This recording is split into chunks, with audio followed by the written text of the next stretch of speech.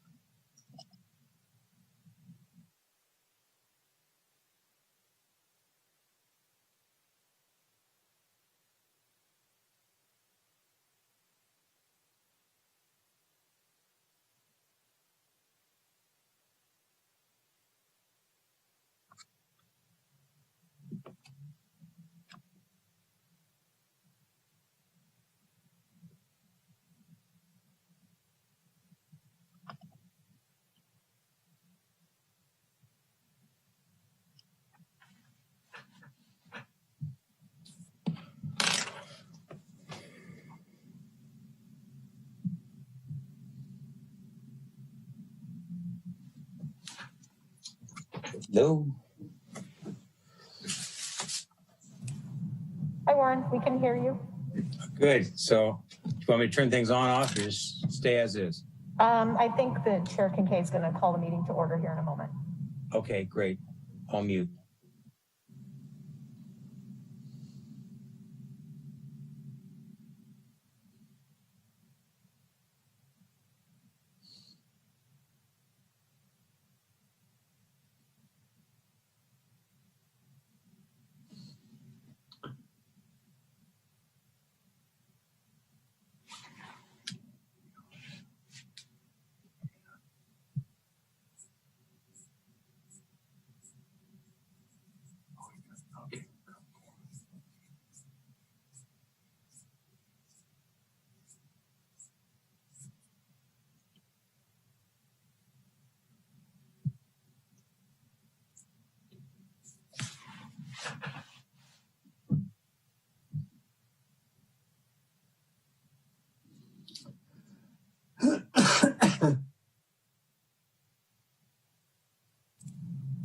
Okay, Chair Kincaid, I think we're ready.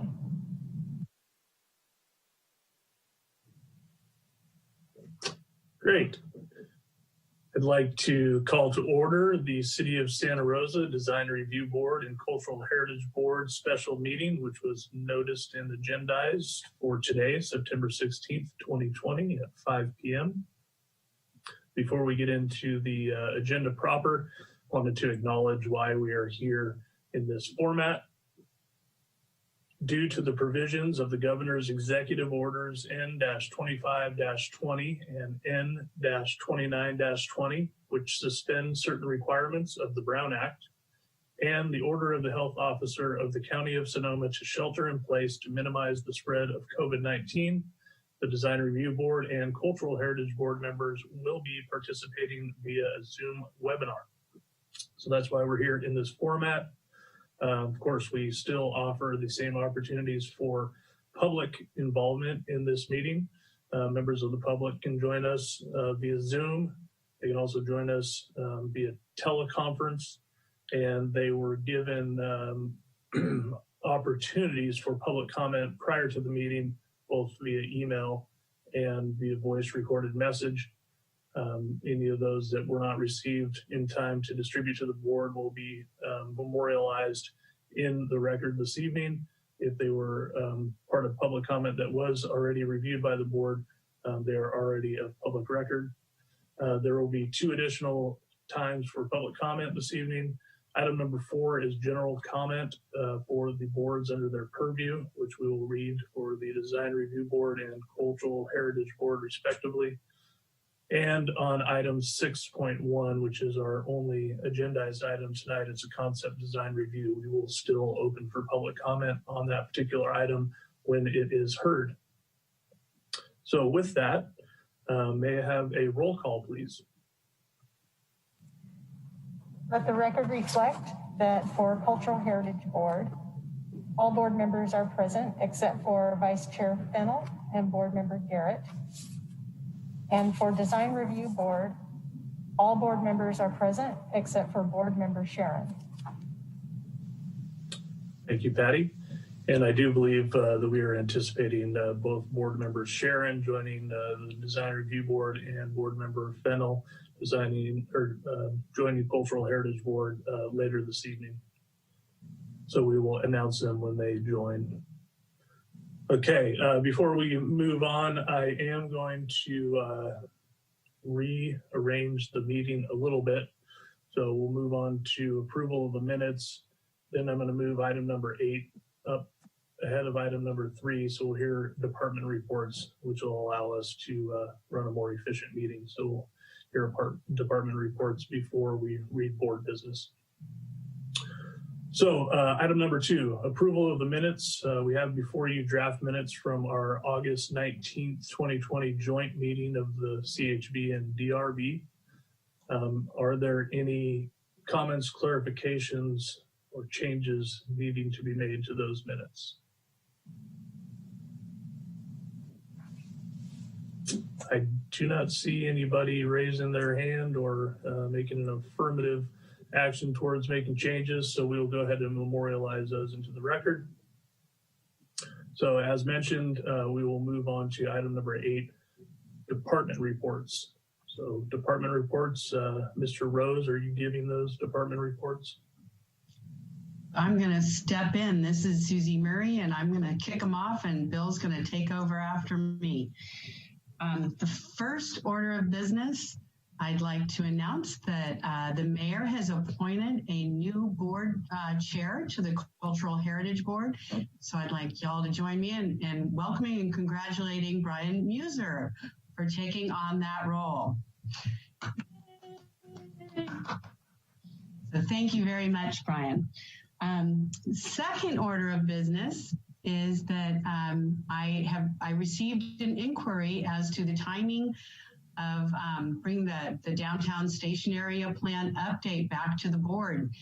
And so I'm going to punt to you guys. We need to get responses for all of our October dates. And I just want to point out that when we send out those queries, we'll confirm as soon as we possibly can, but we need to hear from you. So if you could, just over the next few weeks, if you can check your email, your city email accounts daily, it would be very, very much appreciated.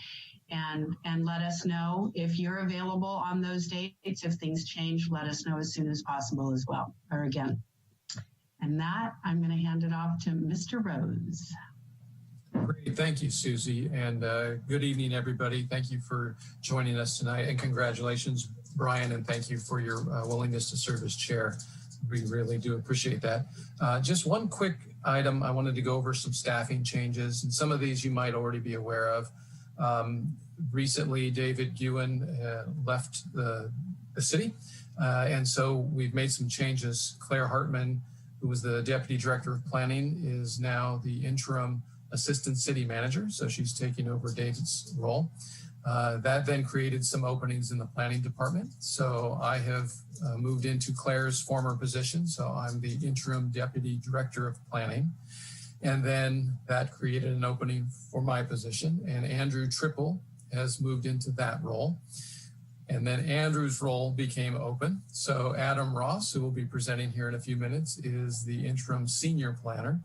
And for the time being, that's the extent of our changes. Next meeting, we might have more. So I just wanted to let everyone know, if you see a different title below our names, that's kind of what's happening. And these are, it's a 6-month assignment. So we will we'll update you as we go forward. So it's the only updates I have. So with that, Chair Kincaid, I'll give it back to you. Great. Thank you, Ms. Murray and Mr. Rose, for those updates. Does anybody have any quick questions or clarifications on those announcements? Okay, then we will move on to board business. This is where we differentiate ourselves from other boards or commissions within the city, and we read our statement of purpose. So for the Design Review Board, this would be Zoning Code Chapter 20-52.030F, Project Review. The review authority shall consider the location, design, site plan configuration, and the overall effect of the proposed project upon surrounding properties and the city in general. Review shall be conducted by comparing the proposed project to the general plan, any applicable specific plan, applicable zoning code standards and requirements, consistency of the project within the city's design guidelines, architectural criteria for special areas, and other applicable city requirements, i.e. city policy statements and development plans. That's the purview of the Design Review Board. At this time, I'll turn it over to Chair Muser, who will read the Cultural Heritage Board statement of purpose. For the Cultural Heritage Board, the Cultural Heritage Board shall consider the following matters, standards, guidelines, and criteria to the extent applicable in determining whether to grant or deny a permit, whether the proposed change is consistent or incompatible with the architectural period of the building, whether the proposed change is compatible with any adjacent or nearby landmark structures or preservation district structures, whether the colors, textures, materials, illustrations, decorative features, and details proposed are consistent with the period and or are compatible with adjacent structures, whether the proposed changes destroys or adversely affects an important architectural feature or features, the Secretary of the Interior standards for rehabilitation and guidelines for rehabilitating historic buildings, such other matters, criteria, and standards as may be adopted by resolution of the Cultural Heritage Board. Thank you, Chair Muser. And now we are on to item number 4. This is general public comment period. These will be on topics that are germane to these two boards, as you just heard, under their purviews. And each public comment, each speaker will be given 3 minutes, and we will check in with staff to see if we have either email or voicemail public comments in the general public comment arena. So with that, I will open public comment, and we will take speakers by way of Zoom or teleconference first. Chair Kincaid, this is the host. Nobody is raising their hands at this time, and it appears that we do not have anybody phoning in.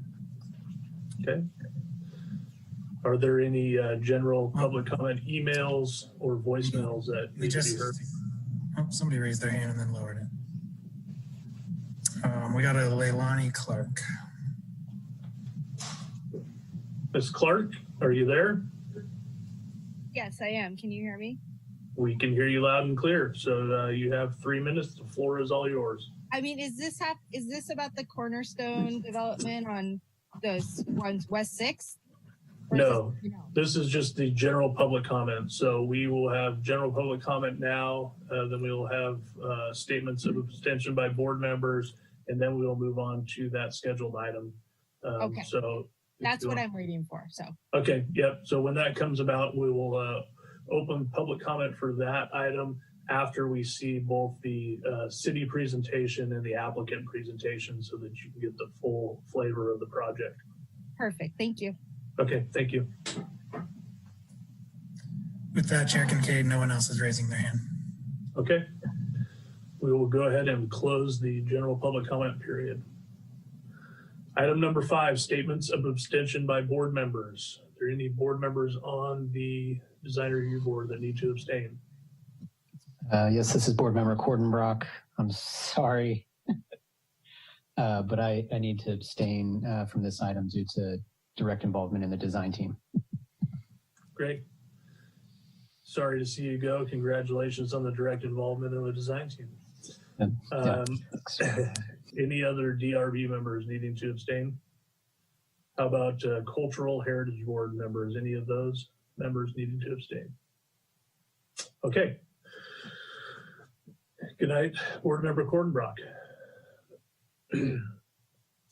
Our scheduled items, item number 6, and in particular, item number 6.1 is a concept design review item for the Smart Village Residential Development Phase 1 at 34 West 6th Street, file number PRJ 20-013. And I will welcome Planner Ross to give us the staff presentation.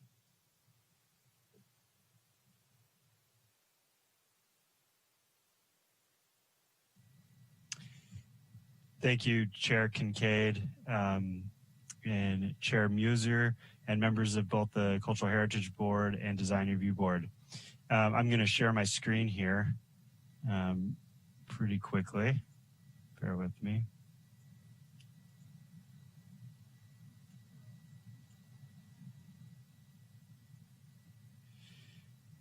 Okay, can you see that? Yes, we can, or okay. I can. Is it just, it's just the, that screen share, correct? Oops. There we go. Yep. Okay, great.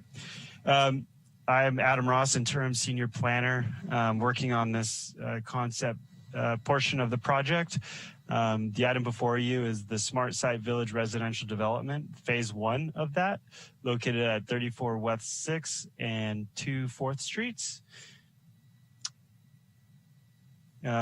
So a bit about the project as it relates to the housing action plan and the regional housing needs assessment. The total units is 110 units that's comprised of studio, 1 and 2 bedrooms. 99 units are market rate. That's 3.8% of the market rate goal under the RHNA and HAP. And 11 units, which is 0.4% of the goal, are for income qualified. Right now, it's stated that they will be for low income income qualified residents. Here's an aerial view of the project location. So just for reference, you have 3rd Street on the bottom in this area here. And then 6th Street up top. And then the Smart Rail site is along the edge of it. And it's there are 2 parcels between the project site and the Prince Memorial Greenway. Here's a little bit closer of an image.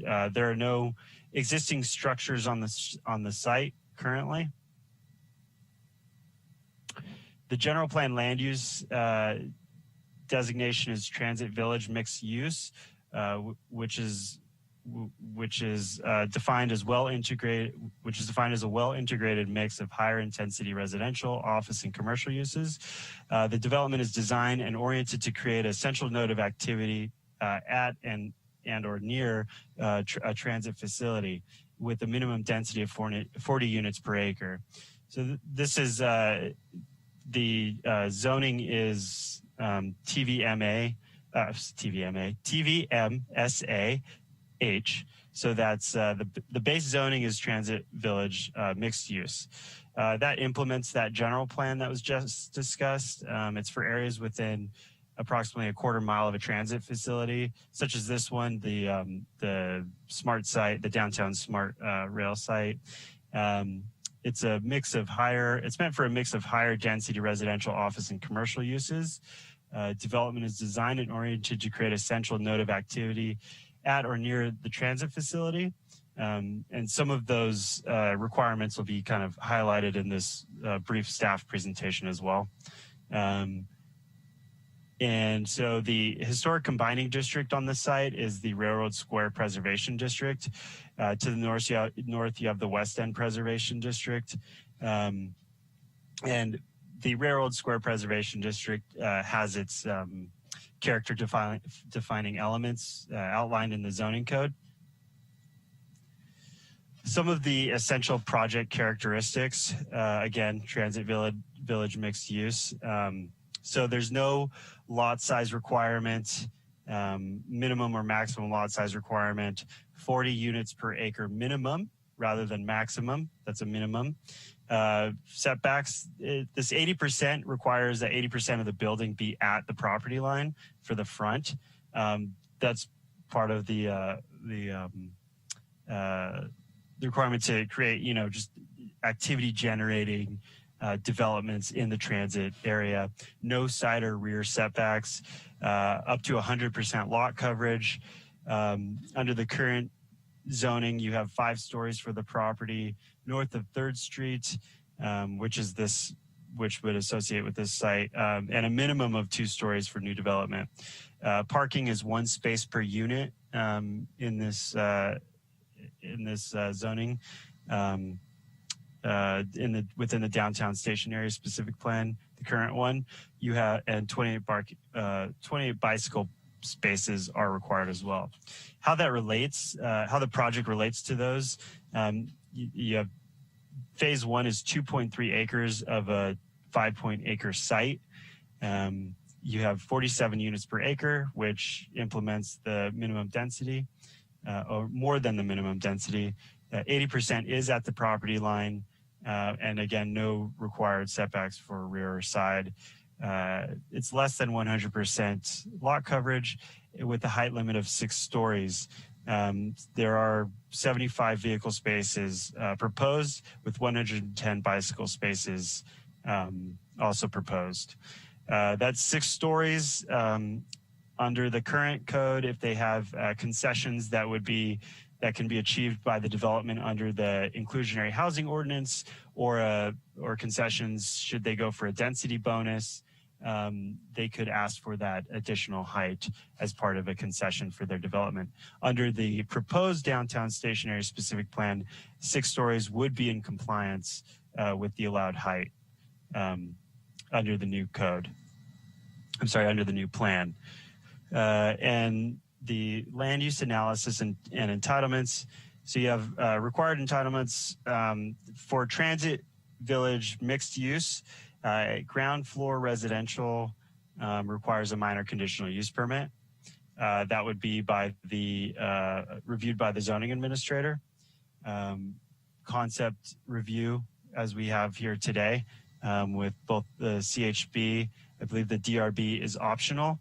A major landmark alteration permit because of its size and greater than 5,000 square feet in a preservation district. And then for the preliminary design review, we'll have another joint meeting with both boards, CHB and DRB, and then where consensus would be made, and then final design review goes to the design review board. A little bit more about regulations affecting this. Section 20-10.050E, it essentially means that if they submitted next week and we had a complete application prior to the adoption of the new downtown station area specific plan, they can elect to go by the current code or the updated code, and it would kind of be up to them. As long as it's in writing stating that. And then section 21-02.110 kind of goes over some of the affordable housing incentives in the inclusionary housing ordinance. There's also the density bonus, which is ministerial and in state, that allows for concessions and incentives that could also come into play in this project. With that is the end of staff's presentation. I know that the applicant team has a pretty thorough presentation to go over more of the intricate details of the project. But should you have any questions for me now or later, I'm open to them. Thank you.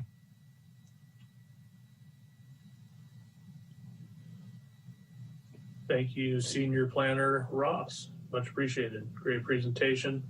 I think what we'll do, because I think it may provide some clarity, is we'll hear from the applicant presentation next, and then we'll take questions from staff and questions from the applicant team, and we'll work public comment in there somewhere.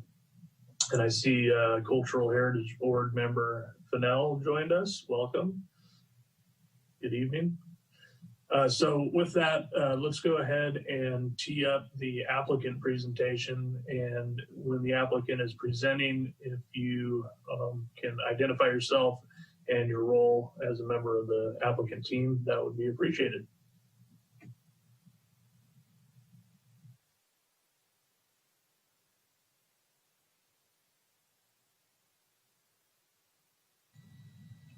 Can you see the applicant presentation? Yes. Yep, you're on page 1.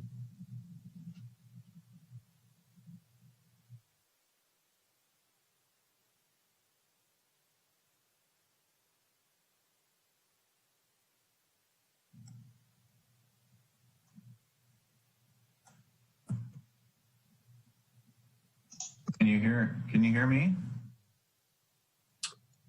Yep, we can hear you. I just want to make sure Pauline Block from Cornerstone will lead out for us. I'm Peter Stanley with Archeologics. We're on the development consulting team. Hi. There she is. Hi, good evening. Thanks for having us tonight. So my name is Pauline Block, and I handle the marketing and the development for Cornerstone, which is the applicant for this project. So we are excited tonight to share with you our concept and our vision here. Let's go ahead to the next slide, the agenda. So we'll quickly introduce Cornerstone so you know who we are. We own the property, and we will also be the developer of the site. And I'll introduce you to the team we have on the call today, and then we'll go ahead and move forward to the building and site design. So let's jump into the next slide. Cornerstone is a local property owner here in the North Bay. We have about 30 properties between Petaluma and Santa Rosa. Most of our sites are commercial office buildings, industrial and R&D sites.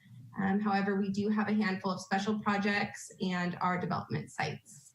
So we really look for innovative ways to approach our buildings and our projects, whether they be the commercial sites or these developments.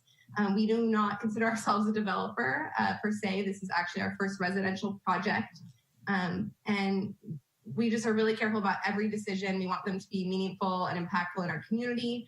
Our projects are all long-term investments for our company. And so it's important we really see the value we're providing for Santa Rosa's future as we move forward with them. Let's go ahead to the next slide. Just want to quickly show you our team. So even though we have a lot of property, we have a really small dedicated team. In our office, we have 5 team members. We do everything from our leasing to we have an in-house architect for space planning. We really rely on our team of outside consultants who are knowledgeable in the fields that they work in to drill down to the details. So just wanted to quickly show you our team, and we have our Petaluma headquarters office. Let's go to the next slide. Also wanted to touch on just a few of our community projects where you may have seen Cornerstone before. We own the Press Democrat building in downtown Santa Rosa on Mendocino Avenue. And the first floor we donated after the 2017 fires to activate the local assistance center, which housed FEMA, the county, and other government agencies that helped fire victims kind of navigate the process of what to do after the fires. So after that, we saw a huge need for a co-working space in downtown Santa Rosa. They're really prevalent in other cities, in San Francisco, Oakland. However, there wasn't really a large space here in Santa Rosa. So we turned it into CoLab. We opened about 2 years ago. We now have around 120 members, and we work with community groups to provide meeting spaces and training centers.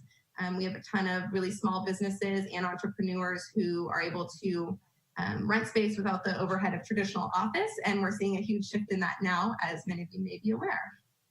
So let's go ahead next to our project in Pengrove. Barn 5400 is a work in progress. It's an artisan maker space project that we started at, if you're familiar with the old Adobe lumber yard in Pengrove. So basically repurposing some old barns, and our vision for the property is really creating affordable artisan spaces. Very difficult to find in Sonoma County right now, you know, small spaces for artists and makers. So that was really our vision here.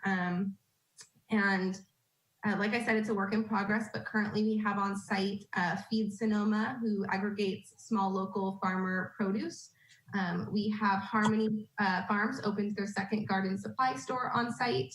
We have Soap Cauldron, which is an artisan skincare and soap maker, as well as a few other various artists on site. And this is something you'll likely see in additional projects from Cornerstone, is really finding ways to support artists in our community.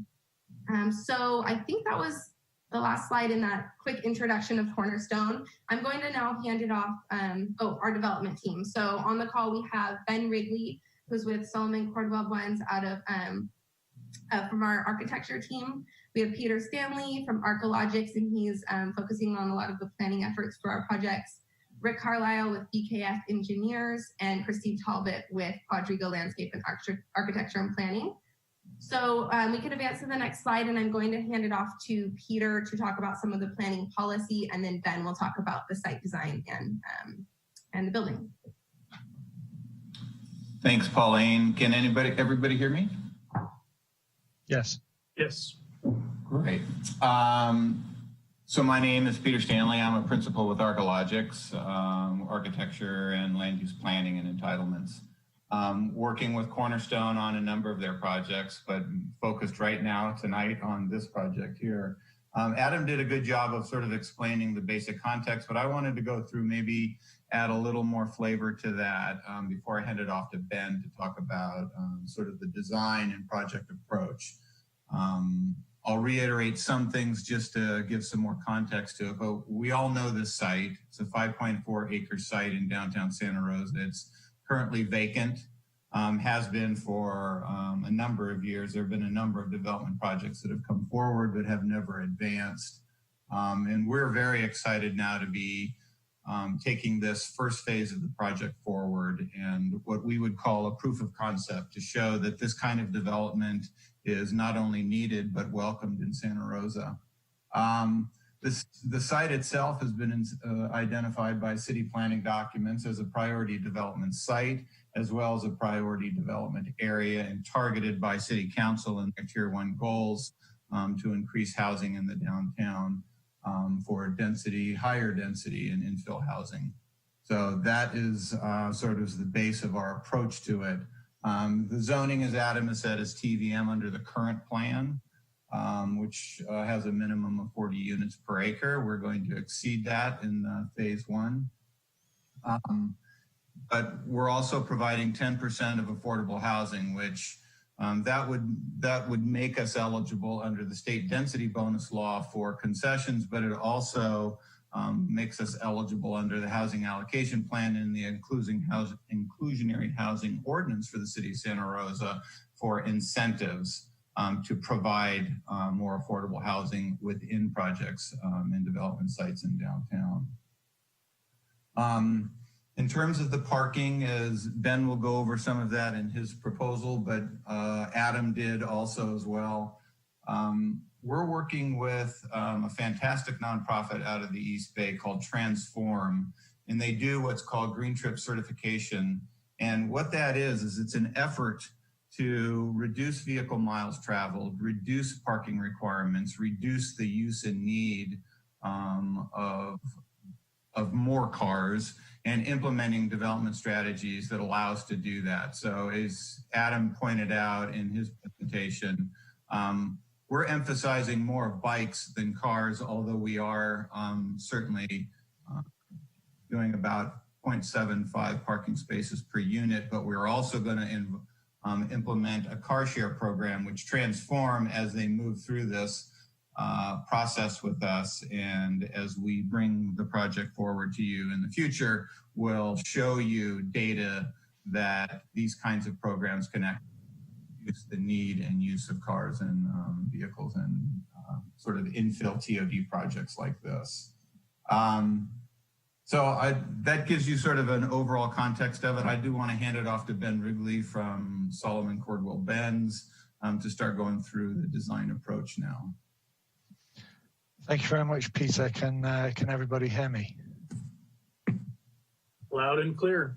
Welcome. Okay, great. Thank you, Scott. Yes, my name's Ben Wrigley. I'm with Solomon Cordwell Benz Architects. We're based in San Francisco. I'm here to talk a bit more about the site approach and the design for phase one of the smart site. So jumping right in on your screen here, you can see the site and the building itself outlined there in orange on the north edge of the site along the 6th Street corridor.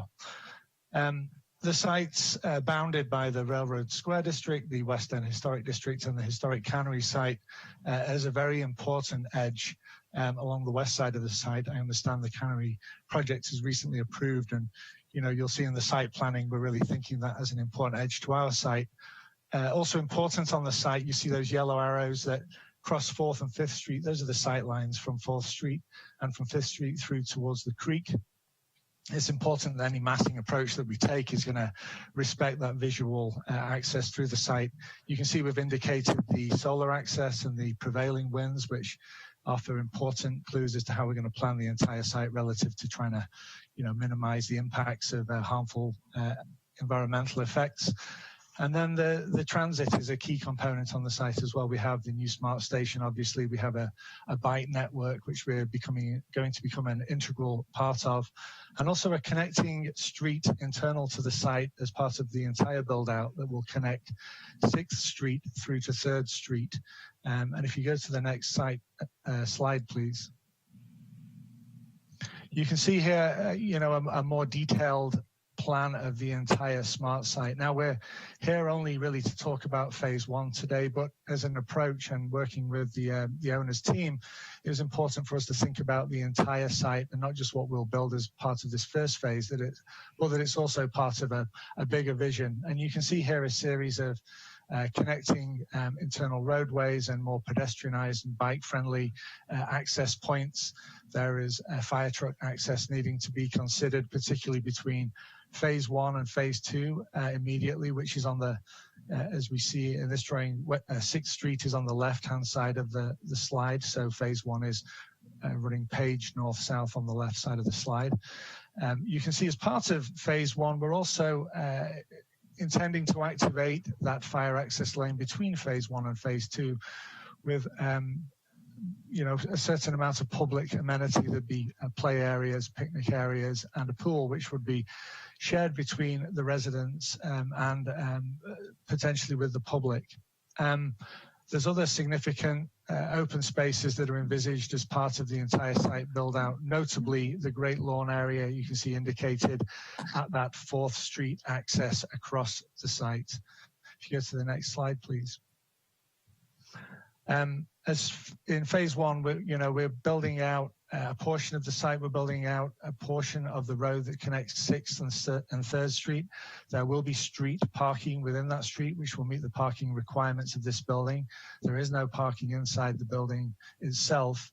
Also connecting that multi-use trail where it crosses the tracks to the north down to 4th Street to complete the connection there. And again, you can see in a little more detail the fire access lane that we're referring to as the Muse, a very sort of active public space that sits on the south edge of phase one. Next slide, please. A little bit more zoomed in to help you get a bit more idea of some of the finishes and the amenities that will be provided, not just to the building, but back to the community as part of the project. And importantly here as well, you start to see the edge of the building on the ground floor and how we'll be creating a series of stoops at the residential units that sit on the ground floor to soften the building as it meets the street and the sidewalk. Next slide, please. This is a diagram of the ground floor.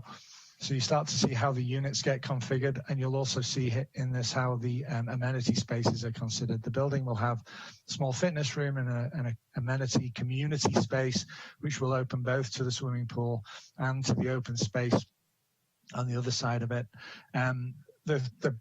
Again, this is concept design. That is a concept. We understand there's elements of access, and the way that will have to be controlled and run will be determined. That is the concept for it at this point. That large arrow on 6th Street indicates the major entrance for the residents of the building. There's a secondary pink arrow on the left side of the slide, which shows where the public could potentially access those amenities, the swimming pool and the other associated facilities.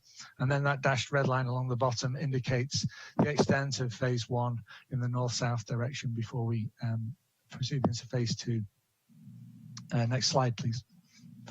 This is just taking you up through the building. This would be a typical floor. It is a 6-story building. This will be essentially floors 2 through 6, showing you a mixture of 1s, 2s, and studio units. The mix is currently, there's about 10 studios, 37 1-beds, 45 2-beds, and 18 what we're calling family units. And if you actually just jump 2 slides ahead, please. I don't think there's a need to dwell on that one. Yes, thank you. So the idea with the family units is all of these units are smaller in character and area. So this 2-bedroom on the left is a 925 square foot 2-bedroom unit. Within the building, you can see there's a number of 2-bedroom units, and they're in 2 different configurations. On the right, we refer to them as family units, where we lose a bathroom and we simplify the kitchen in favor of providing more flexible space that could accommodate a number of different family arrangements or roommate configurations, just taking that same square footage and allowing a more flexible living arrangement within it. In fact, let's just go back 1 slide again. Sorry, I just want to talk about these briefly. Again, it's important that you understand the kind of size that we're talking about for the units. Sub 600 square foot 1-bedroom units in a couple of different configurations that we are investigating for the building, a more traditional one on the far right, and then a more flexible one in the middle, and then some smaller studio spaces, which will actually range from this 380 square feet up to probably 450 square feet as the planning really gets developed. Okay, if you go forward 2 slides. And now to talk about the architecture, I think it's important for us to talk a little bit about how we have seen the site, how we've come to understand it, and importantly, how we understand its relationship to a complex series of edges. We have the Railroad Square Historic District in the West End Historic District, and we have the Cannery site, so you can see little snippets of those parts of the adjacent site on that lower row. And then a series of slides that indicate, or images that indicate material approaches.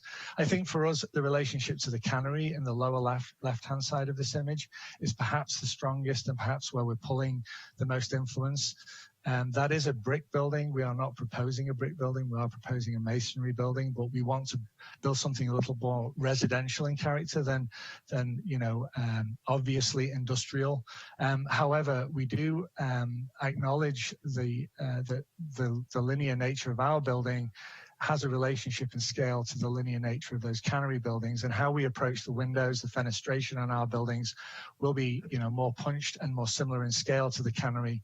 Also in that image, you can see a loading dock on the remnants of the cannery building there.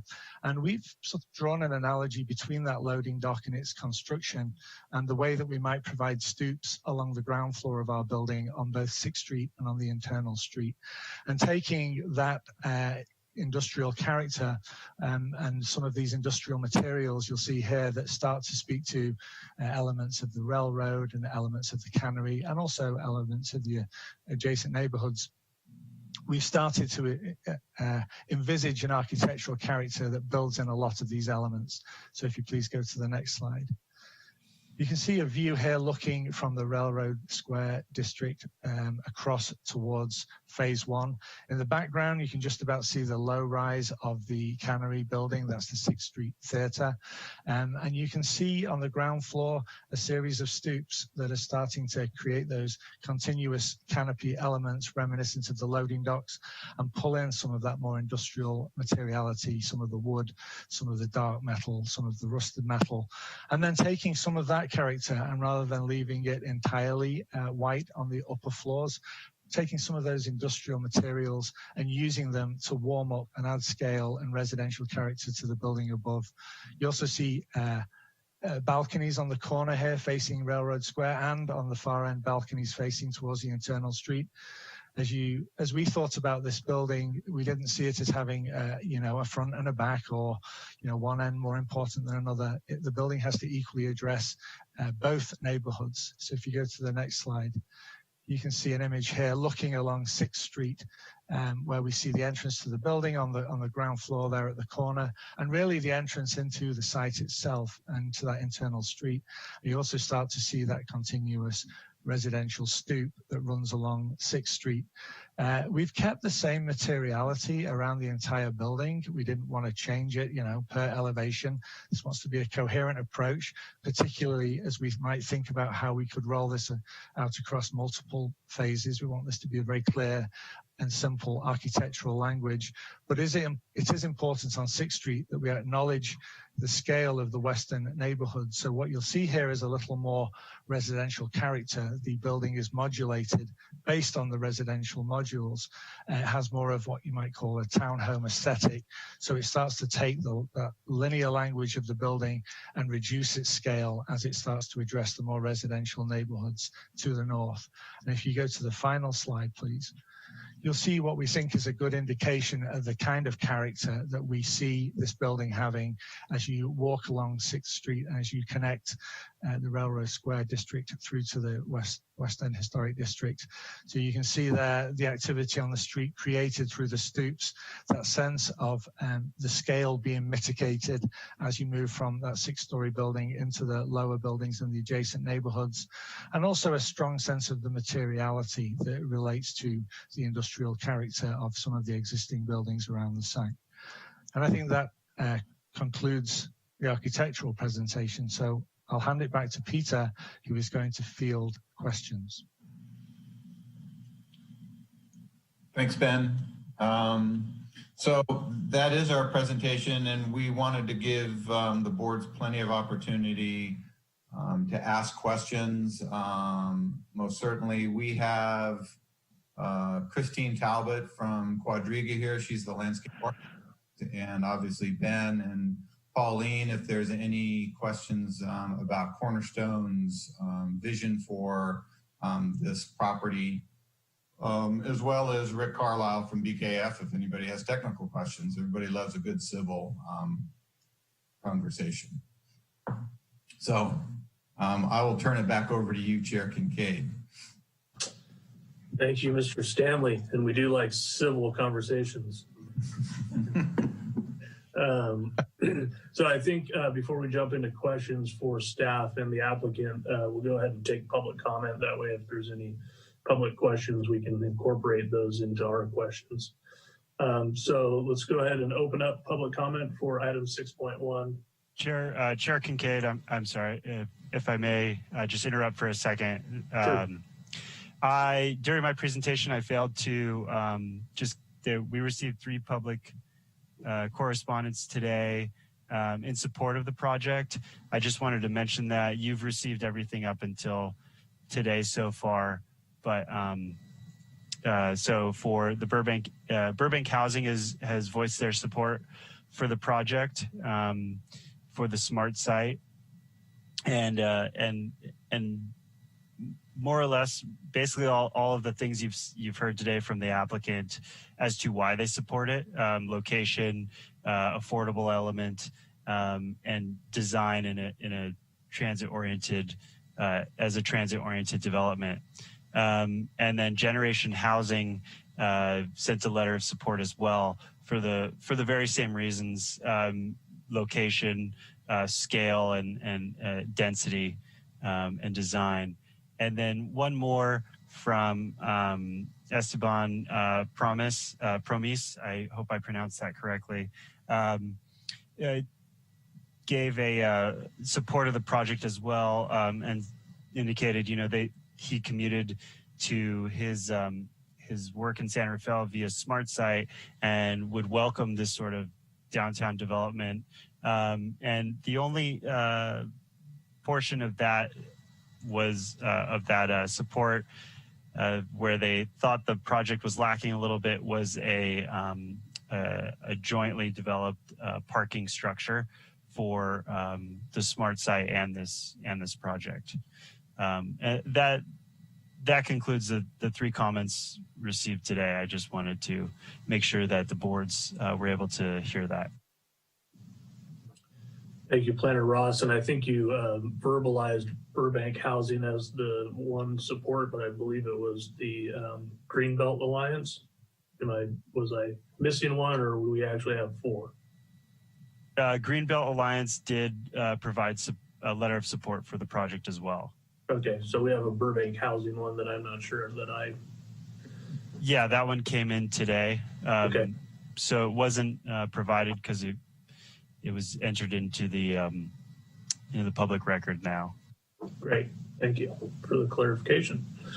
Okay, so with that, we will go ahead and open up public comment for item 6.1. Okay, Chair Kincaid, we have first up Cher Ennis. And Cher, I've unmuted you. There, can you hear me? Yeah, we can hear you, Cher. Welcome this evening, and you'll have 3 minutes, so the floor is yours. Okay, my name is Cher Ennis. I have lived in the West End neighborhood for long time, longer than some of you have been alive. First, I want to state that I support this project. I think we need housing, and vertical is the best use of space. One point of clarification, I'm a little confused about the size of the project. On the documentation, it says 2.36, and then a little while ago, one of the speakers said 5-point-something acres. So clarification on that at some point, please. In reviewing the submittal, I was a bit confused by the cover sheet, which appears to be a photo of the inside of the old cannery building on the adjacent parcel. And once I confirmed that this was actually the Smart Site, I hoped the use of this photo would foreshadow a use of similar materials in this project. Reading through the design concept review on page 6, I was encouraged. The photo labeled continuous stoops in this page uses materials that would be a great addition to the area. Sadly, I'm not a fan of the exterior elevations as presented in any of the renderings. The building looks generic. It could be on any street, in any city. It looks monolithic, and I don't see anything that to me nods to the Railroad Square or West End Historic District as referenced in the design concept narrative on page 6 or the external materials palette on page 11. So I kind of wonder, am I missing something? I'm not looking for a building that pretends to be old, but I do want to see materials that reference the historic nature of the area, particularly on West 6th Street facing the West End. Since this is phase 1 of a multi-phase project, I think it's critical to get the exterior right.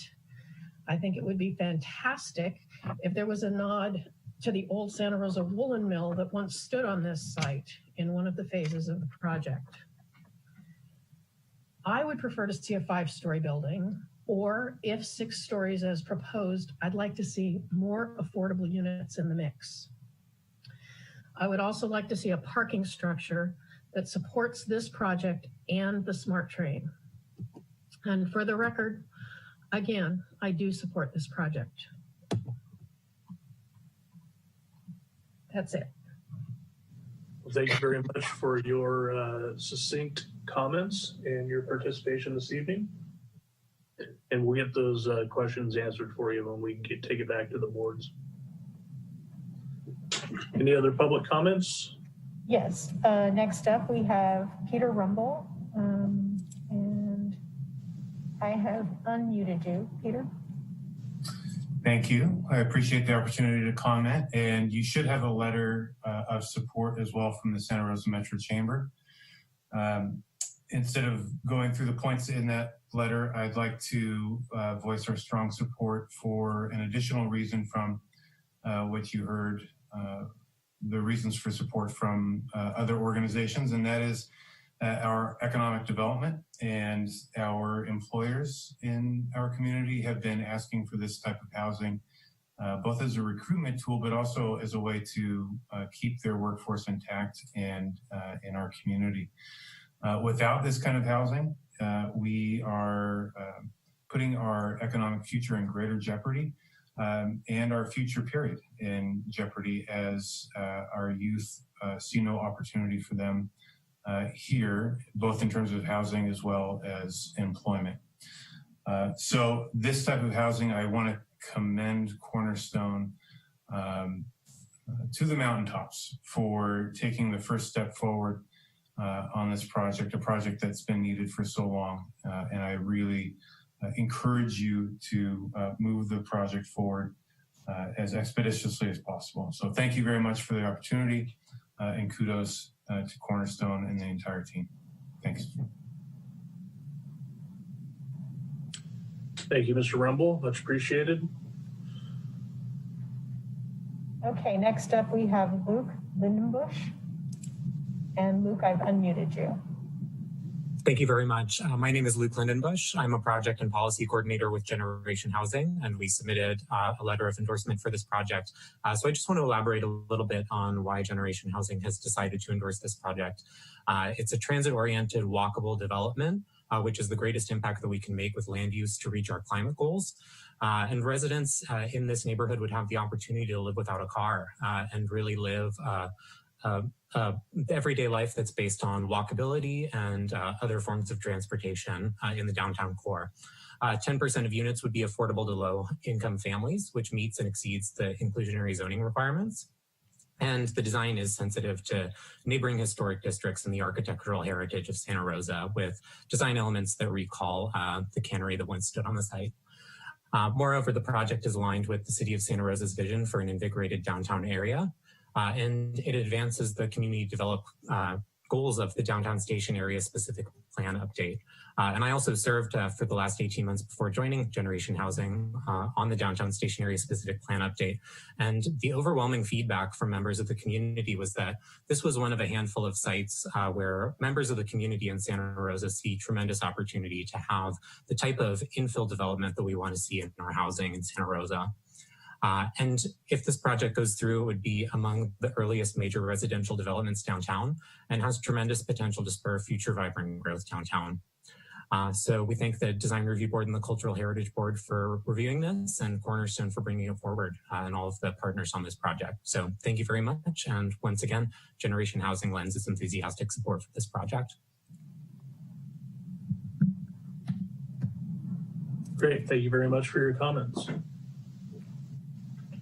Okay, next we have Leilani Clark.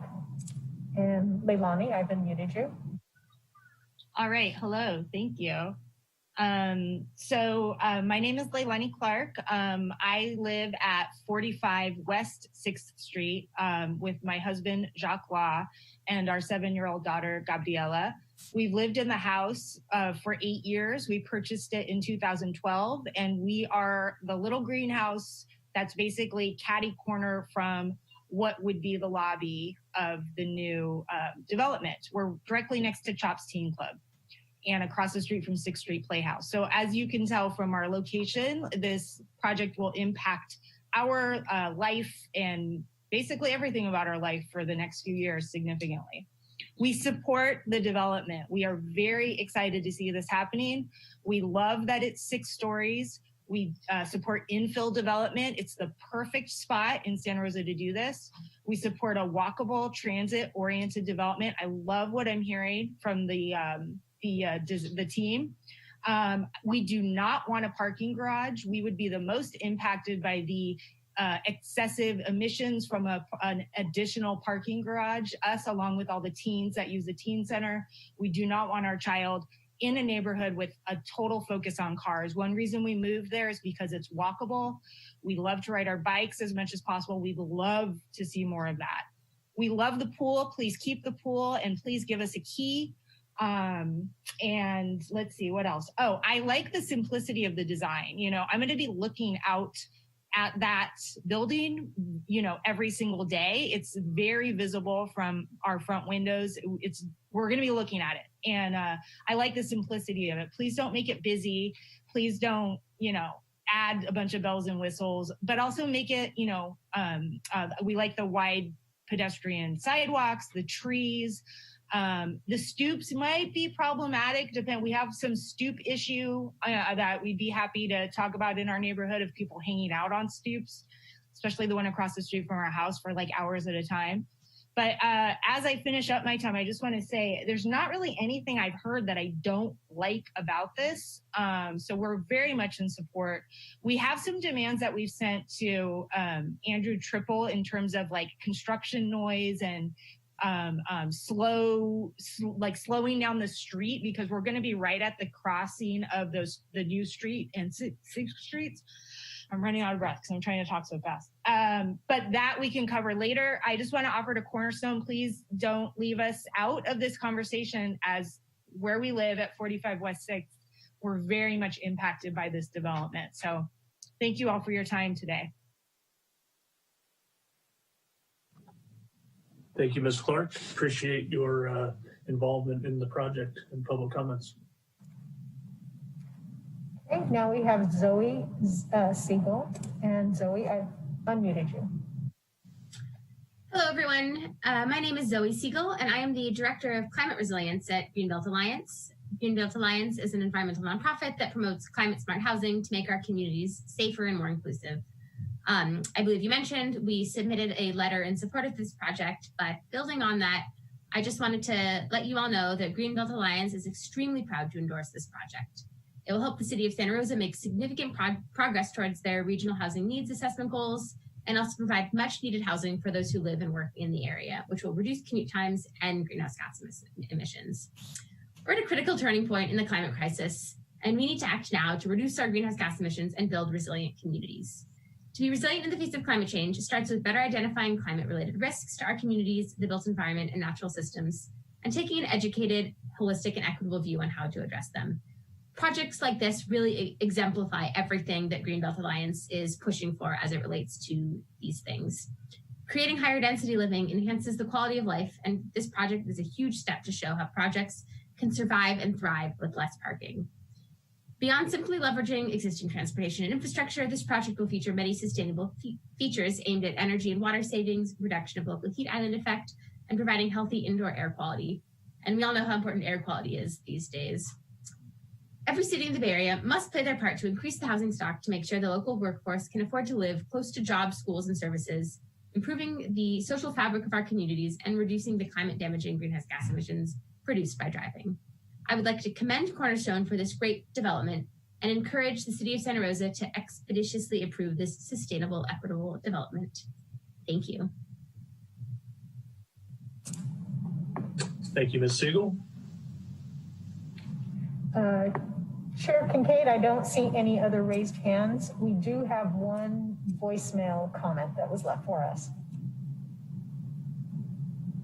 Okay, why don't we go ahead and play that voicemail.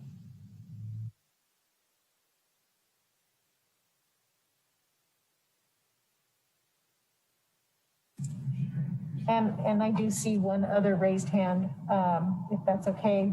I can do that after the voicemail, if you like. Sure, let's go ahead and get the voicemail on the record. Good afternoon, this is Cynthia Murray, CEO of North Bay Leadership Council. I am calling to comment on item 6 on tomorrow's agenda for Design Review Board and Cultural Heritage Board. The North Bay Leadership Council supports the Smart Village Residential Development Phase 1 project. This infill project is a great catalyst to getting the Railroad Square area to fully realize its potential as a transit-oriented community that links to the downtown and West End. This project will implement the vision of the city staff and provide much needed housing and create new jobs while increasing the economic vitality of the city of Santa Rosa. North Bay Leadership Council urges your approval of this project and looks forward to seeing this first phase get under construction. It's exactly the kind of project that will help the city of Santa Rosa meet the needs of its residents today and tomorrow. Thank you so much.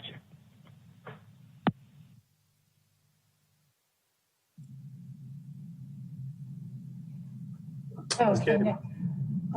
Now we have Karen Schneider would like to speak. And Karen, I've unmuted you. Thank you. I'll keep it very brief. I just wanted, can you hear me okay? I'm a resident of the West End. We started here as tenants and then we became and then we bought a house, and very excited about this project, has my enthusiastic support. We need more housing in Santa Rosa, and we also need more transit-friendly housing. And I just want to underscore what Chair Ennis said about the low-income units and additional parking. We really need to help make SMART viable, and to do that, we really have to pay attention to the last mile problem SMART has, and this is a great way to help address it. Thank you very much. Thank you, Ms. Schneider, for your comments. And Chair Kincaid, we have another one. We have Stephanie M. And Stephanie, I've unmuted you.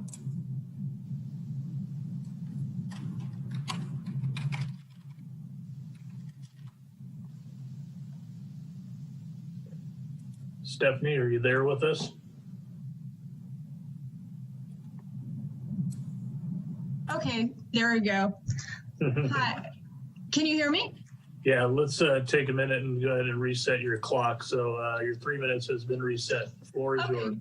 Great, thank you. So I live about one street out of the West End. I'm a homeowner. I've moved here about 8.5 years ago, and I've been looking at, these empty lots in the area full of weeds and garbage and seeing various things proposed and shot down. I really am in total support of this. I think it would be a positive addition to the neighborhood. I know people are very concerned about the parking, but I agree. I do not want to see a parking structure attached to this. And, I think encouraging people to use other modes of transit and to walk is a process. It doesn't happen overnight. And as long as we can continue to build things that encourage people to use their cars, we're going to have that happen. So, this is just a start in that direction. And, perhaps residents need to think about parking permits, that type of thing. I also totally like the vertical use that someone mentioned, because our land is just way too valuable to be building out. We need to build up. And, the 6 stories, it seems reasonable. I love that the cannery is made out of bricks, and I'd love to see something in brick, but we live in California. So I appreciate, trying to meet the materials to the best of the, what we can and what's available. So I am in total support. I really want to see something happen here. The sooner the better. And I think it's going to really give our downtown a jump start. I've just looked at this, many places in Santa Rosa as having so much potential. And that's it. Just wanted to really express my support.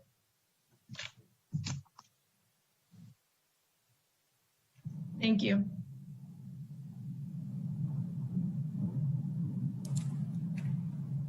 Okay, Chair Kincaid, I don't see any other raised hands at this point.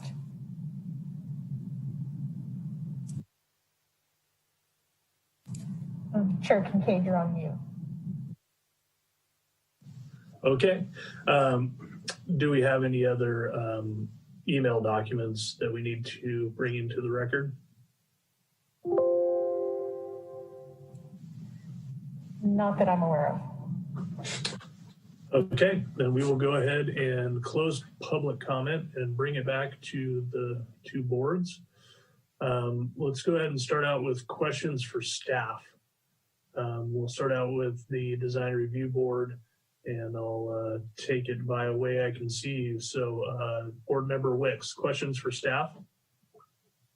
No questions for staff from Board Member Wicks. Board Member Wagle, questions for staff? I don't have any questions for staff, but I did want to mention something. I have another meeting I have to get to at 6:45. And I meant to email Bill early about it, and I forgot until fairly recently. So I just wanted to mention that. So I don't know if that matters for us. I don't think we'll drop below quorum, but I just wanted to make sure. Okay, if staff can look at that, I think we may drop a quorum, so don't know what that means. But let's go with Vice Chair Hedgebeth for questions of staff. No questions. And I have no questions for staff, so I'll go ahead and hand it over to Chair Muser, and why don't you take it through your board for questions for staff. Okay, thank you, Scott. Any questions for staff from the Cultural Heritage Board members? I'm not seeing any questions. So back to you, Scott. Great. Then with no questions for staff, why don't we go ahead and take questions for the applicant? And again, starting with the Design Review Board, Board Member Wicks, questions for the applicant? Yes, if we could pull up slide 17 or 17 out of your presentation pack.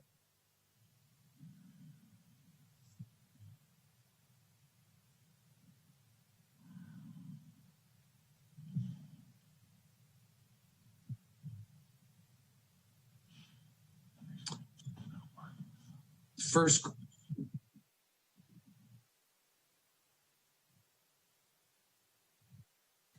I apologize. Can you just tell me to stop when I get there? Stop. This one? One back. That one. Well, two questions in regards to this rendering. The lower level materials appears to be a different material than the white stucco above it. I'd like a clarification on that. And the second question is the balcony on the right-hand side at the top. I don't see one below it, but I do see one dropping down on the next level. So I see one on level 6 and level 3. Just like clarifications on those two items on that slide. Ben, can you take those two? Sure. Yes, I'll start with the balconies on the right-hand side. You know, I would just like to say that again, this is a sort of this drawing is conceptual in nature, and as we continue to evolve this, we'll look at these balcony locations, and that is to say that those two in particular, we do not anticipate them being on the project in the future. We want to keep the ones on the south, but I would anticipate we're going to remove those ones that you see on the rendering on the right. And then as it relates to the materials on the base of the building, well, there's two things. In our experience, we want to move to a more robust material on the ground floor for, you know, obvious reasons of, graffiti and vandalism, and just trying to create a more robust character when we're in contact with, the general public. So we would anticipate there that we would go to some sort of a porcelain tile, whereas above that we would be looking at using a cement plaster stucco system. We would also anticipate changing the color down on the ground floor as well to that sort of more darker color. The other materials in there, as you move around the building and look at the entrances to the units, you can see those yellow doors, which indicate the front doors to some of the units. We are looking at introducing some accents with some wood, and within those canopy elements, some dark metal. That dark metal would be very sort of industrial, rugged in character. The wood would also pull from some of the, wooden elements that we would see in the cannery structures. I hope that answers your questions. Yeah, the amenity building appears to go back to that stucco color in the background. Is that the intent? Again, I think that is under design right now. All right. And you know. All right. Can we skip forward one slide? Perfect. So and again, I apologize. I know this is a concept and a very well-developed concept package, so thank you for that. But I see the stucco coming all the way down to the ground level on this elevation on the north side. And if the intent is to change that material, I like it. I also like this elevation with the darker at the top. If you flip back and forth on with my mouse like I was doing earlier, I like this elevation solution better than the south side of the building. But yeah, exactly. So you can see the top is dark. It creates a cap element to that top, which I think is a wonderful, elegant solution. But, and I'm getting off topic, I'm just asking questions now and I'll give you my comments later. But while we're on this elevation, I count 7 stories on the right-hand side and a balcony at the very top of it. I was wondering if you could speak to what that 7th story is about. Is it a loft higher space for that one particular unit, or? Yes, it's conceptualized as a slightly higher living room in that one corner unit. Also marking, you know, below that, if you remember the plan, there is a public entrance into some of those shared facilities there. So it would help to delineate where that entrance might be, but it's not an additional story on that corner. Okay, just the volume space for that corner unit and to signify the corner. Correct. Last question. On the overall project, I assume that the mixed use component is coming in phase 2 or phase 3 of the project? Well, yes, the mixed use as it relates to this building, if there is a mixed use, it's how some of those amenity spaces might be made available to the public.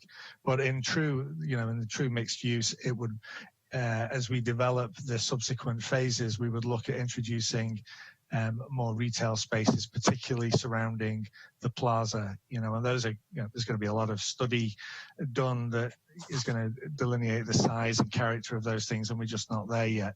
But yes, the short answer is we would be looking at the more mixed use pieces in the later phases of the development. Okay, great. Thank you. Henry, I would sort of piggyback on what Ben said in the sense that I think we're all starting to reevaluate what retail and commercial means in the future. And we certainly, and Pauline at Cornerstone can certainly talk about where they see these sort of quote unquote retail spaces. What does that really mean in a sort of a future post-pandemic, more online shopping, what does that mean in terms of that? So those are all things that we are evaluating, and we'll come back to you with much more detail of what that means. Great. Yeah, maybe the art studio concept that Cornerstone's done in the other developments, but yeah, exactly. That's bring it back to us later. But I just was curious where to comply with the zoning code, where the mixed use component was going to enter into this project.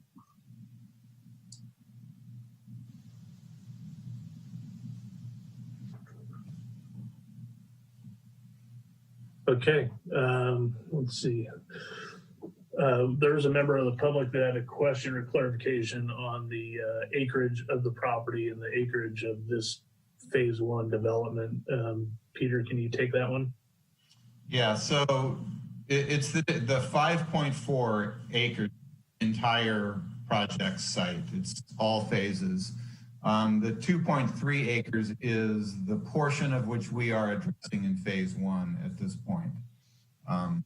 So that's the difference in the two numbers that sort of show up. Great, thank you for that clarification. Board Member Wagle, questions for the applicant? I have none. Henry did them all.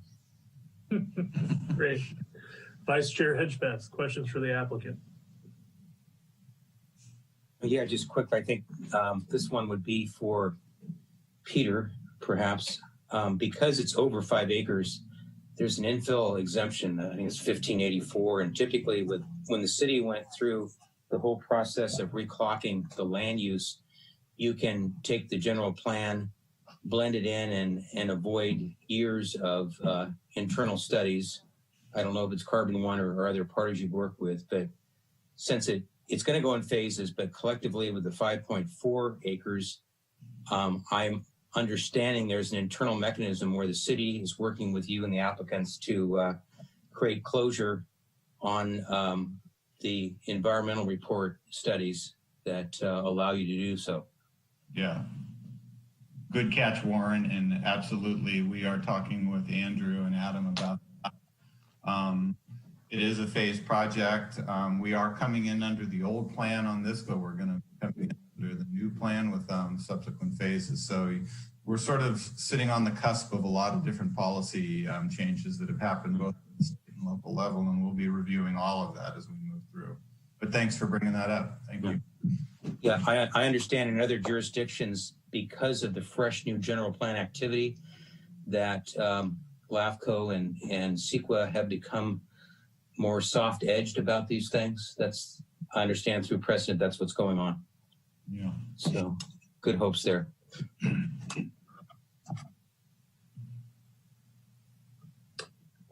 And I have no questions for the applicant at this time, so I'll go ahead and hand it over to Chair Muser to take it through the Cultural Heritage Board for questions of the applicant. Okay, thank you, Scott. Board Member McHugh, any questions for the applicant?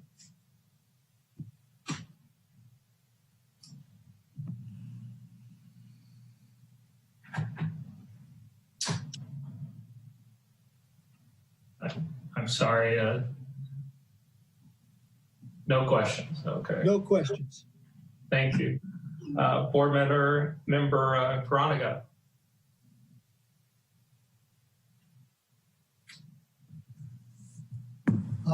No questions for the applicant at this time. We'll have comments later.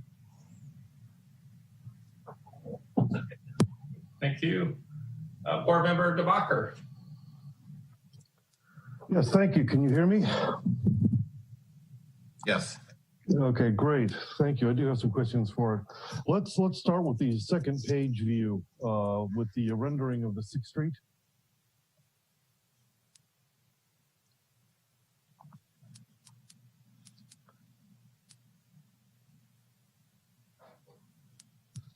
Opposite the sheet index, the rendering of the 6th Street elevations. Okay, coming up.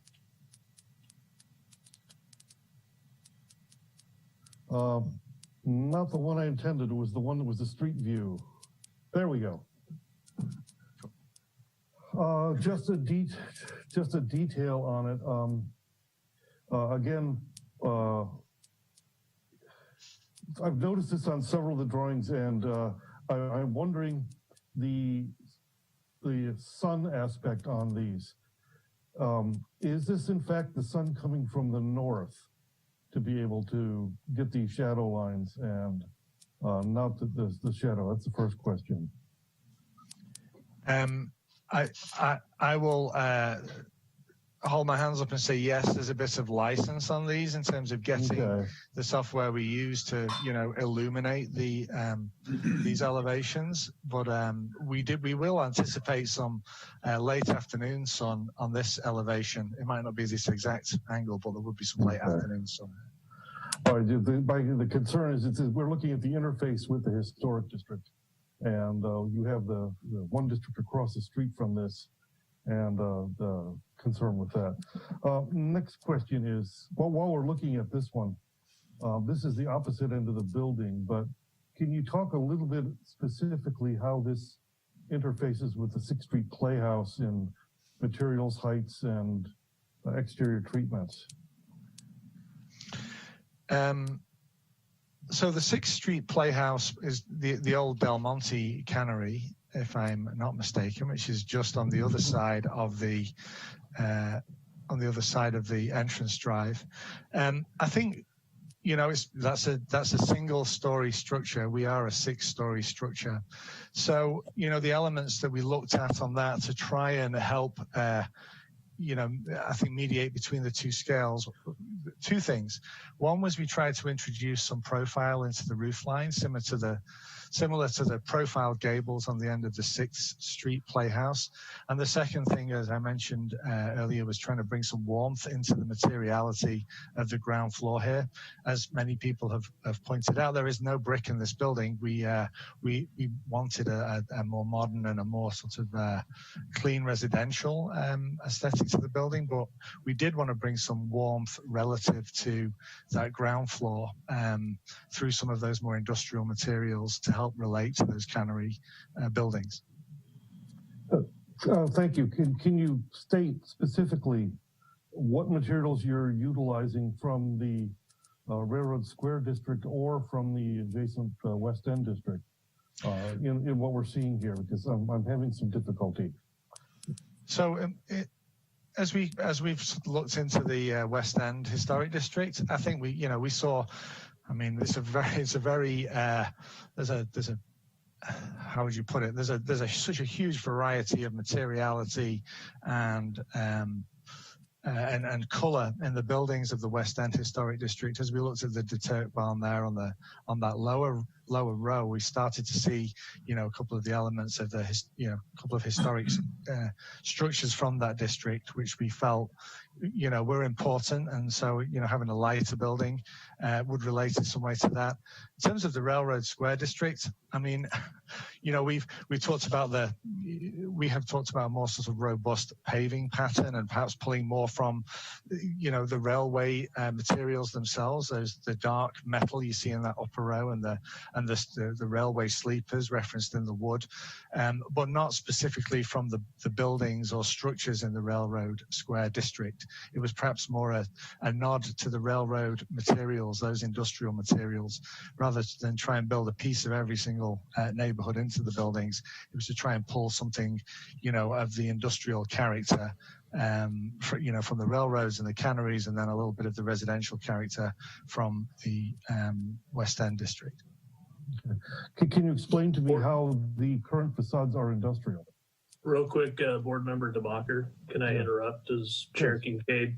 So we just uncovered a bit of a challenge for Design Review Board this evening, is that Board Member Wagle needs to excuse himself at 6:45. And so what I'd like to propose is that we bring it back to the DRB for comments.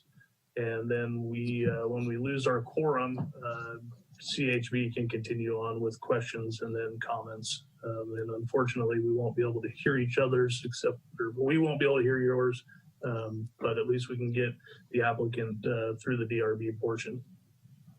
Is that acceptable? That sounds like a good plan. Okay, so let's go ahead and Scott. Yeah. I thought they mentioned that Adam would be joining us. If that's the case, I can bail out of this other meeting. So don't even worry about that. Mark just can continue on. I'll bail out of my 6:45. It's fine. Okay, fair enough. Thanks for the flexibility, and my apologies for the interruption. Board Member DeBacher, with your questions. All right. Well, thank you very much, and I appreciate. We certainly have done what we needed to do there.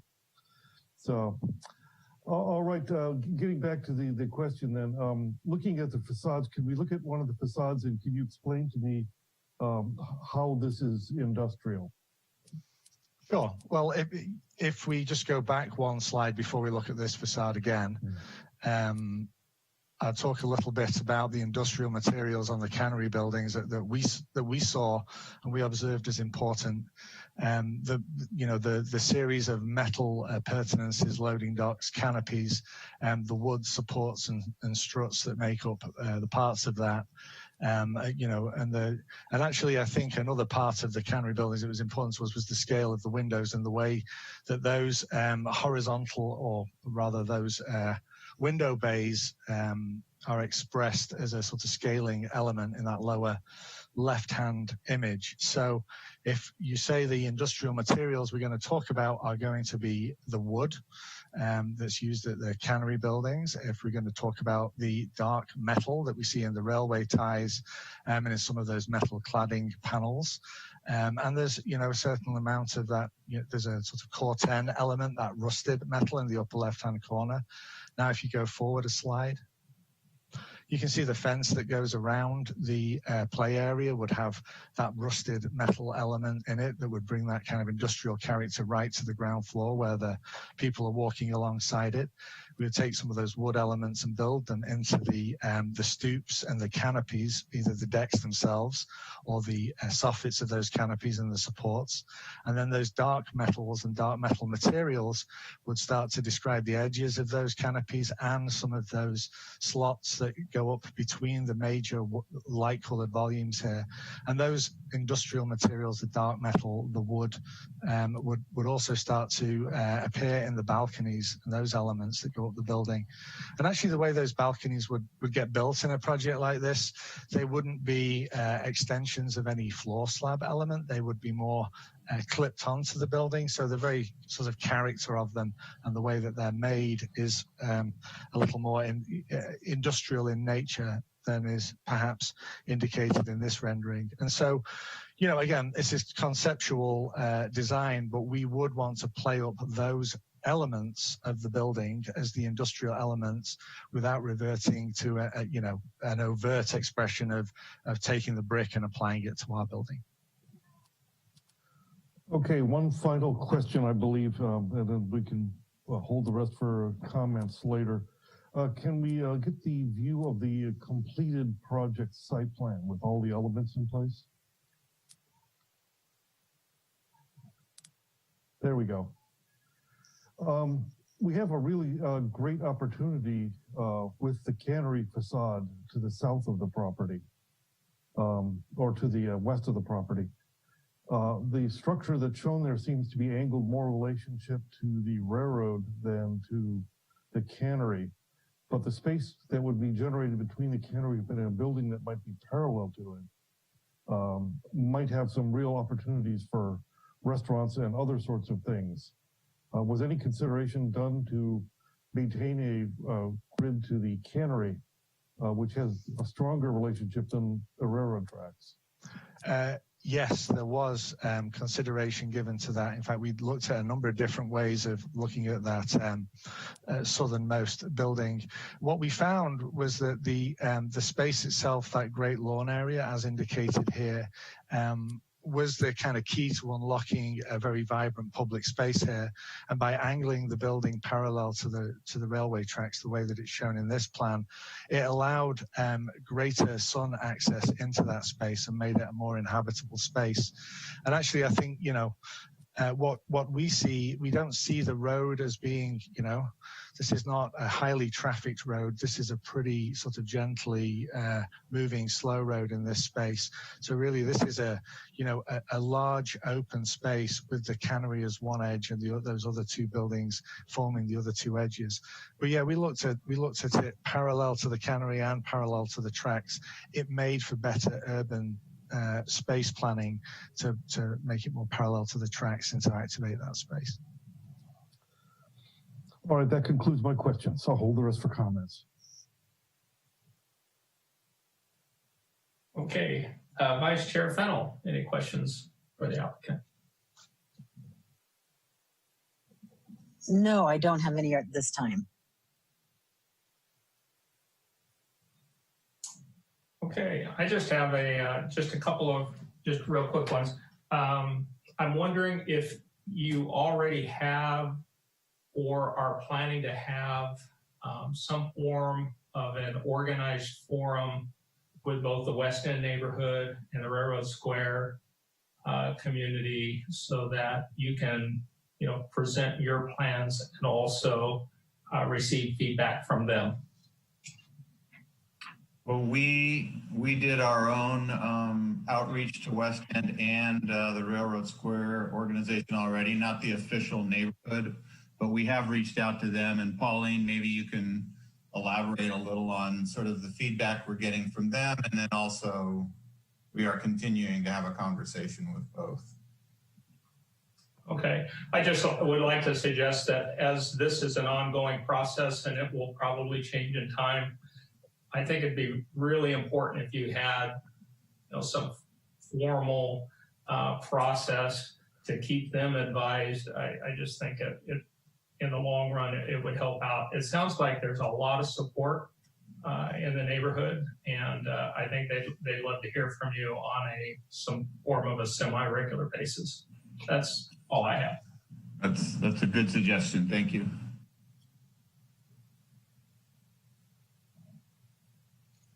Okay, I think that concludes questions from both boards. So we'll go ahead and move on to the comment period.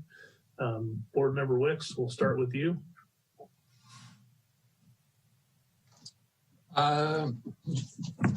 Just a few based on the answers to the questions I had. I would encourage the robust materials be carried around to that north elevation as you develop the drawings to bring back to us at preliminary level. It suggests that if fits in the budget or is a possibility to explore a roof deck of some sort to create an amenity, or alternatively the amenity area, maybe it has a go-to additional outdoor space for the tenants in the building. Also like you to bring back what you're planning on doing with the temporary parking. I noticed that in the last bit of go-rounds of questions, the temporary parking as the future phases get developed, it goes away, and just show us a good justification on the parking and where that got relocated. Love the project. Look forward to seeing it come back at preliminary level.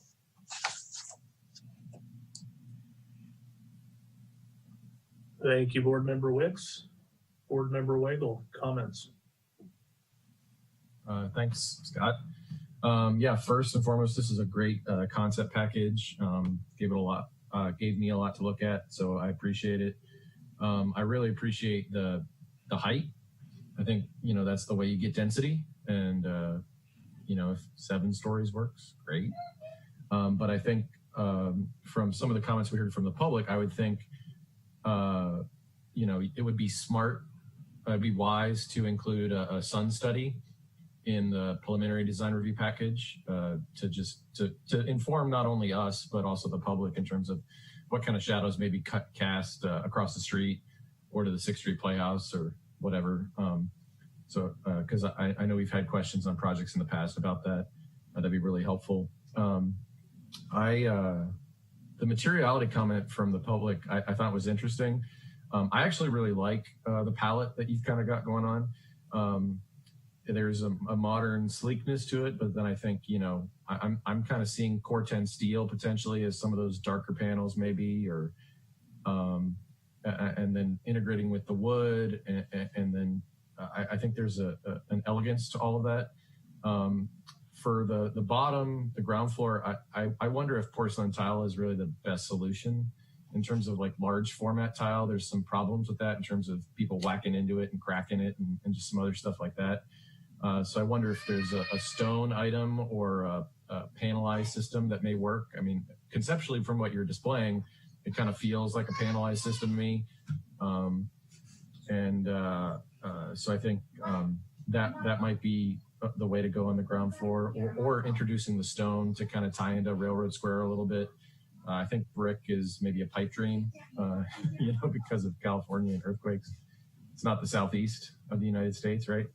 I do like the kind of the in and out pushing from the stucco to the dark, and I think I agree with Henry that south side needs a little bit more of it, because you kind of have it on 3 sides and then it's kind of not on the 4th side. And then my last comments would be on the site, the ground floor, really. And I think you might answer this in the next phases of development, but for me, I'm not a huge fan of ground floor residential. I think people don't, if they're living in an apartment building, they generally don't like it. for security concerns. I think, we heard from stoop sitters are a possibility. So I'm wondering if, maybe live work units that are maybe 2 stories might be kind of something to explore. Office space, daycare, a bodega or a small grocery market, things like that. I think that you might flush out as you start to explore the site a little bit more and where you're providing the various amenities for the entire project site. Because I know if you're going to try to encourage not commuting, everything has to be here, right? No car means everything has to be here. And that includes everything. Maybe a small clinic, maybe there's a police substation, I don't know. But we've seen a lot of those in various projects that I've worked on or seen in the past in other cities, have those elements kind of tied into them. I think that ground floor needs some rethinking in how that operates, and potentially with how it integrates and interacts with what's going on with the residential across the street, the 6th Street Playhouse, which has the dance center, and there's a black box theater, and I think there's an art gallery, if memory serves. So how that all kind of interconnects and weaves together. And then finally, I think it's in the staff presentation. Is 11 units enough for phase 1 for low-income housing? I don't think the answer is yes. I think it's no, it's not enough. We're seeing a crazy spike right now in the housing market in Santa Rosa, people coming up here from the city looking for more space, looking for this, looking for that. They're effectively buying Sonoma County residents out of single-family residences. And so we need to provide some more low-income, moderate income, and very low-income housing. And I think when you do that in a project this nature, it makes it more robust and more robust and more impactful in the way that we can develop sites of this nature. And we can't just primarily rely on the market to dictate affordability by square footage or affordability by unit availability. I think that's something that is perhaps out of my purview as a design review board member, but I think that public health, safety, and welfare is that. And I think we really need to look at that and how that works on this property. Those are my comments. Thanks. Great project. Thanks, Board Member Weigel.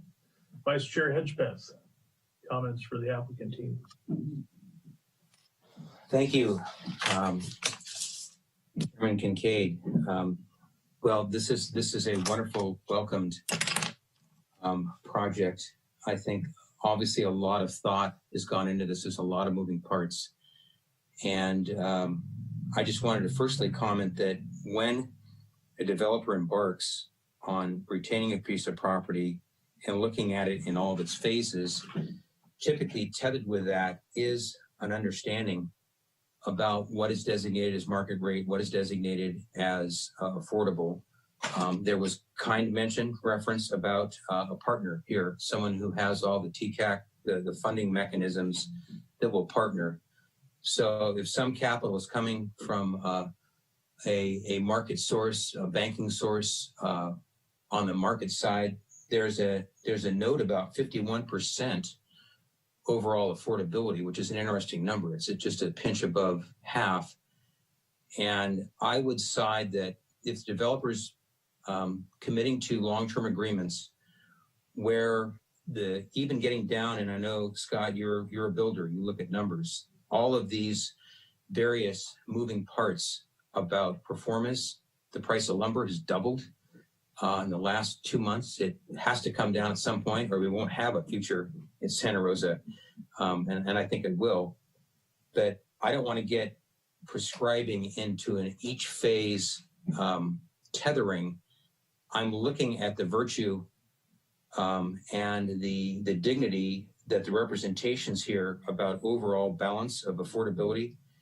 You we have an 11% rule right now that you can provide affordability of up to 11% and even be eligible for density bonuses with those concessions. Some towns are up to 20%, but I just want to make a note here that I am going to tether myself to the aspect the commitment here is 51%. It's really not our purview, but it's an interesting thing. And Chair Weigel's right in that we're having a lot of absorption, particularly of the for sale product. But that's where I stand with that. I wanted to mention a couple things. I'm absolutely fine with the height. It could be higher.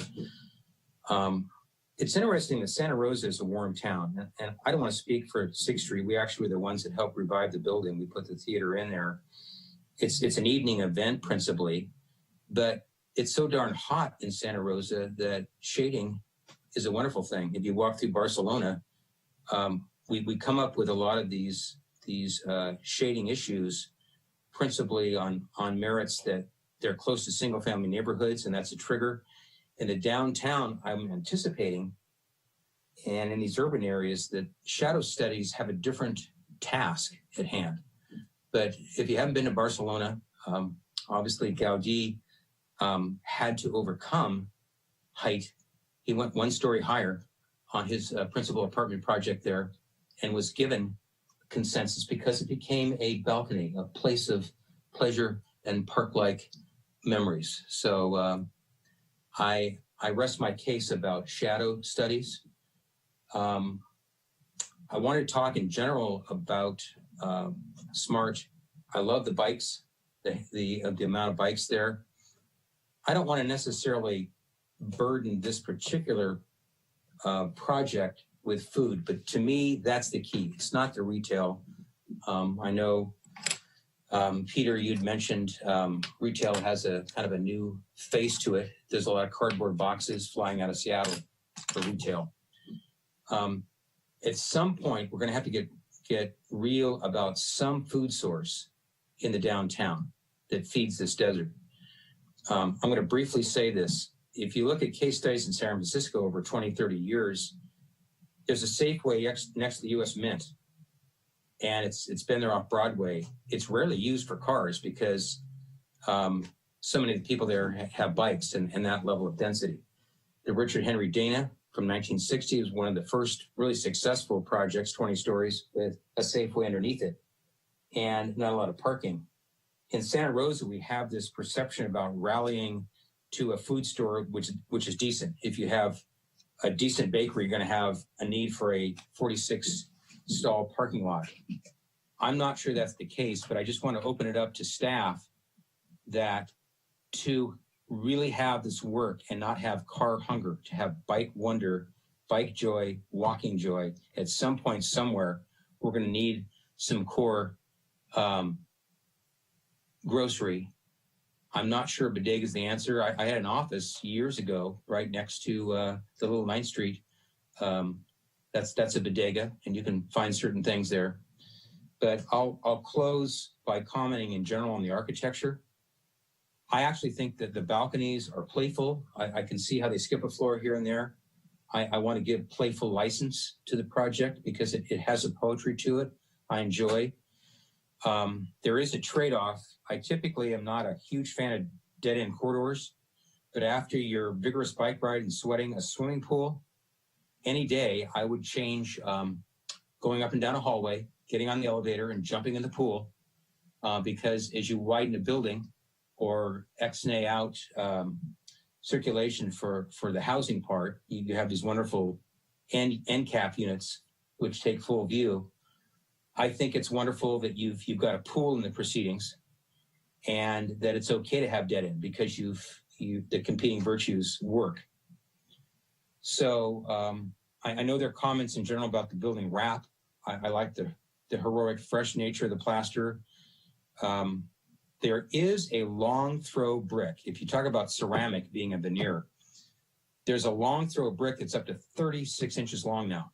And I know your architect team maybe knows about this, Searching Productions, but there's There's some playful, beautiful things with soft materiality. I will not in any way restrict or be a recipe centered on exactly what you do. I don't mind the north side being a little lighter in color. I know Henry had a strong comment about the north being kind of cheeky white and the south being dark, and is it going to get more rumble tumble to the north on 6th Street? I'll just give license at this point to the designers that the freshness, the poetry, and the art of the project meet head on with practicality and find great virtue. That's it.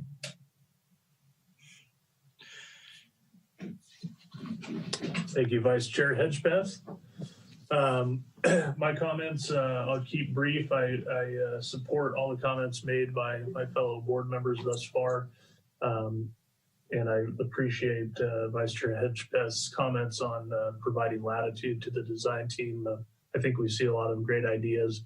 I think the presentation that was made by the applicant team really spoke to the hard look that they've given even to this concept design. So I really appreciate that. I want to comment that I really like the all glazed balconies railing. I think that adds to the industrial feel, while the glazing itself for the railing does not. It allows you to see through to the kind of robust verticality of the windows of each unit. And I think that works well. I think we'd lose a lot if that went to some other type of material or railing systems. I always say this on projects is that, when you get kind of to, and I don't want to use the word mundane, but repetitive entries, albeit stoops, and you can really have an idea of entry. I do like to see some sort of uniqueness brought into play so that people feel like they're going to their house, their home. And I think you can do some creative things with industrial features at each stoop to kind of differentiate them and get some more artistic nature into the project. I also hear loud and clear my fellow board members mentioning a relook at possibly not doing residential at the first floor. So if that goes away, then so does that problem of identifying each space.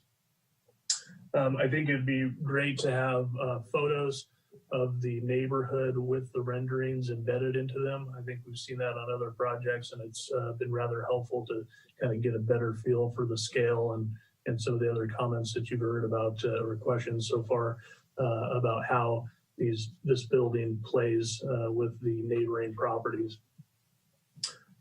So with that, I think it's going to be a great project. I like where it's going, and I'm sure it's going to get even further developed as you work through your process. So with that, I will turn it over to Chair Muser, and you can take it through comments of the Cultural Heritage Board. Okay, thank you. Board Member McHugh, do you have any comments? I do. With the exception of the first floor, I just have a whole lot of problem with respect to appearance. As I look at the external materials palette, I don't see much of that above the first floor. And I'm concerned about that. I don't think that the conceptual design thus far is representative of either Courthouse Square or the West End.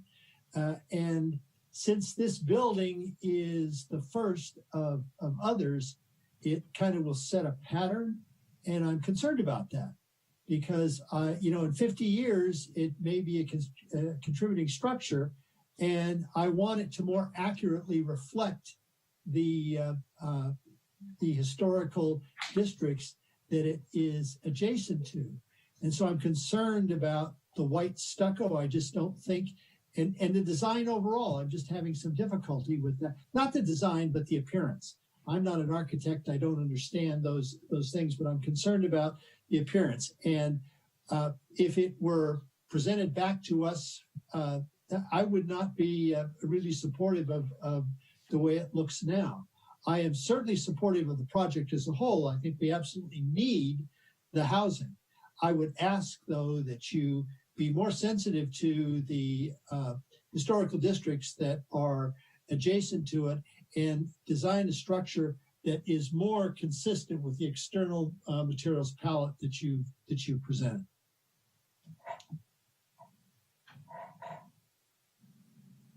And look, that concludes my comments. Okay, thank you. Board Member Groniga.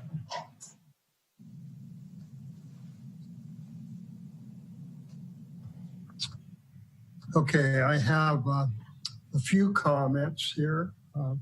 First of all, I think it's a very nice concept package overall, and I think it will address the site nicely, certainly phase one. I would say, and I did pay attention, I thought the public comments were amongst the best and most constructive I've ever heard, either my time with Cultural Heritage Board, but also on my time with the Planning Commission. Very positive, very constructive.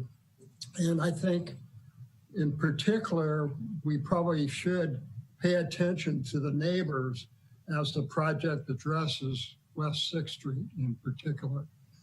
I think you have them in support now. I think with a bit more greater care, they'll be with you, in essence, through the life of the project. I would like to see, I'm kind of, first of all, I like John, am not an architect, but I would like to see a lot stronger tie to the Cannery Building, to the old Del Monte or 6th Street Theater, somehow, and the influence of this structure. I tend to like, and I have had full brick on a number of projects at the JC when we constructed those. It's doable. I would not make this a full brick building at all, but I would like to see perhaps a brick treatment on the ground floor. When I first read and saw the materials and talking about the creation of stoops along there, my mind's eye went to the East Coast and into Philadelphia and those row housing there, and the use of stoops, bricks, so on, really, especially at the ground level, really works. So I would suggest at least consideration of a stronger tie, and especially on the first floor. Question really, we didn't get into it, and perhaps I should have, but I'll make the assumption that that new road, the slow moving road, is a full city street. What would that be, 40 feet wide or whatever? And I would like it to be, as well as on 6th Street in particular, as calm area street as possible. A question to staff probably at this point, and or members who have been on the Cultural Heritage Board in the past. I appreciated that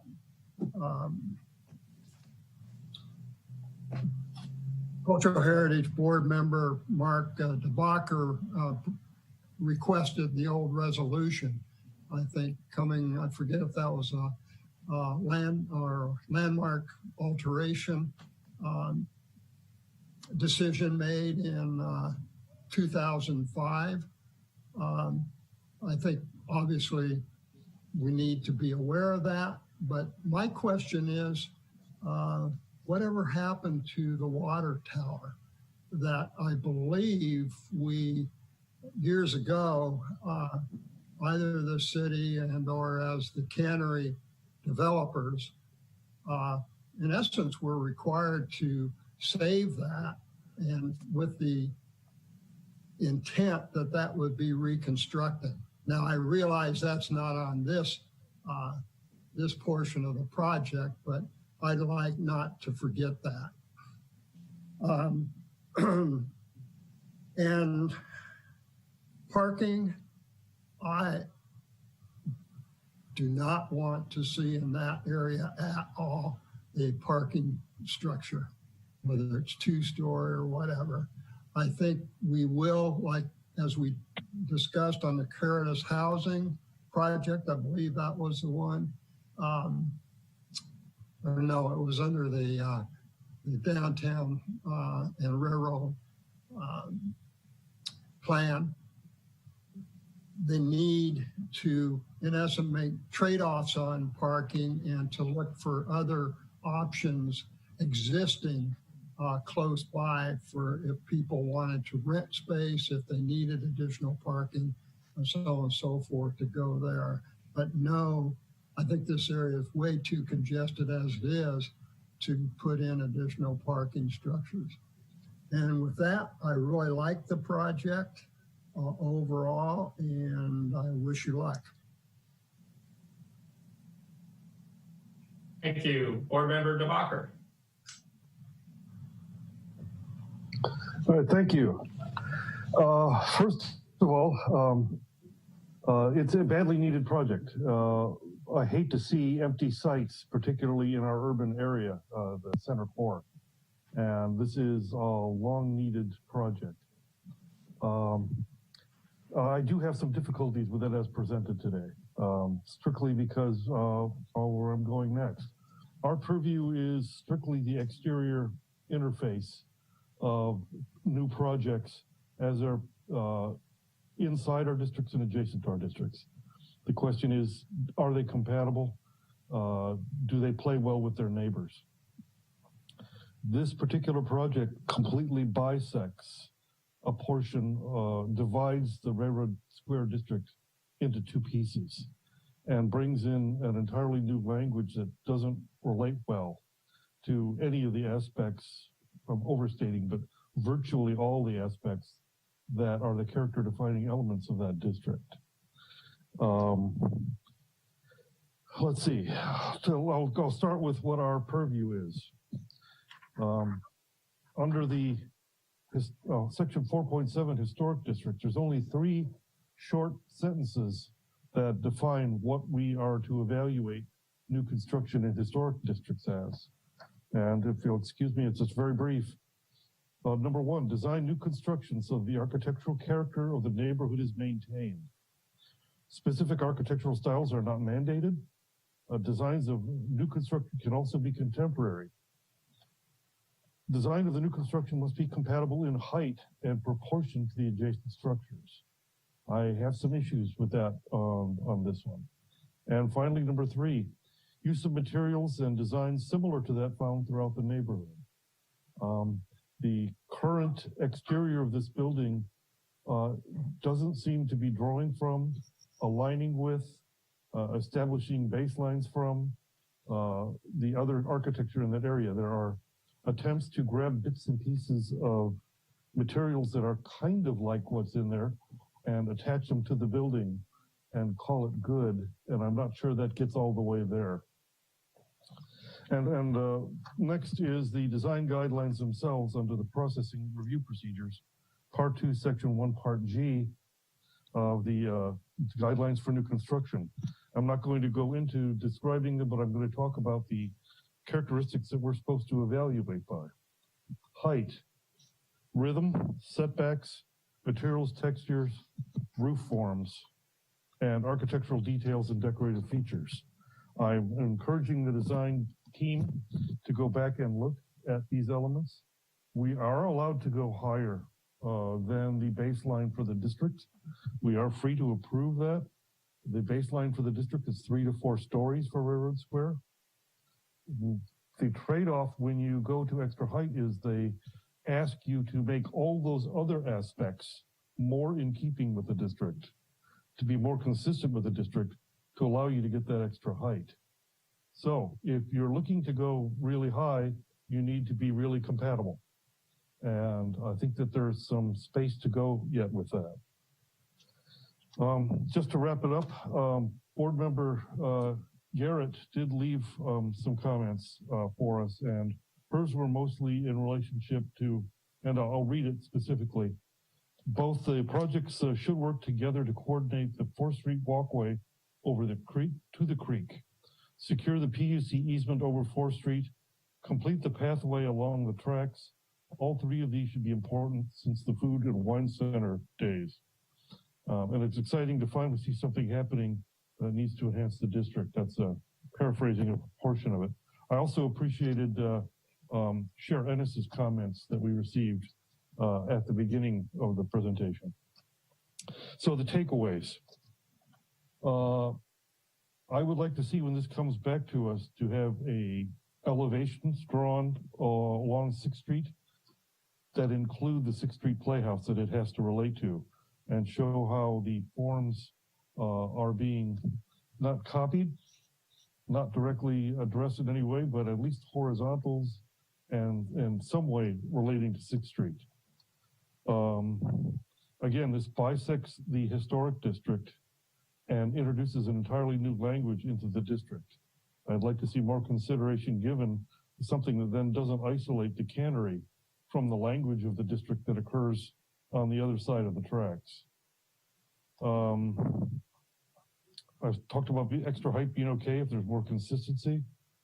I think that there's some opportunities to strengthen the cultural importance of this site. 4th Street and 5th Street basically end at the other side of the tracks, but their visual corridor continues across the tracks to this site. There are some opportunities to carry open space through these sites and create visual interest for the termination of those streets, whether it's raising some tall object in the middle of the path to do it, maybe reusing that water tower, but something that indicates a visual tie to draw people across the tracks to the site is opportunities to be lost.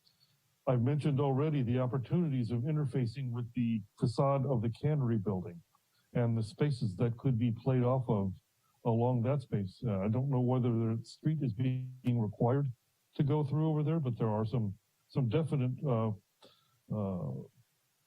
passage type opportunities that could take place along the cannery walls. I think that the stronger relationship to the common interstitial spaces with the district across the street, but particularly with Railroad Square, is important. And again, I've already talked about the termination and carry through of the 4th Street, 5th Street accesses to establish a cultural and visual connections. I think that takes care of most of my comments. Thank you. Okay, thank you. And Vice Chair Fennell. Hi, I also really liked the project presentation and all of that was sent forth. I thought it was really good.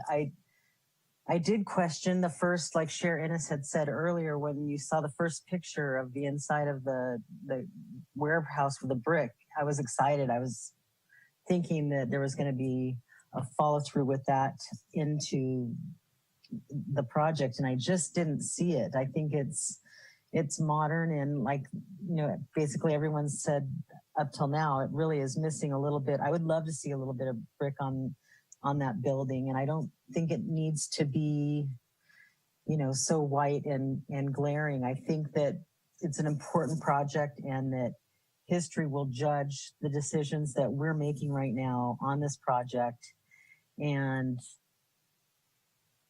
I want to, you know, be an old lady and be proud that that we approved this, and that it still stands. I would love to have it seem more like a warehouse, have a more warehousey looking than sleek and modern.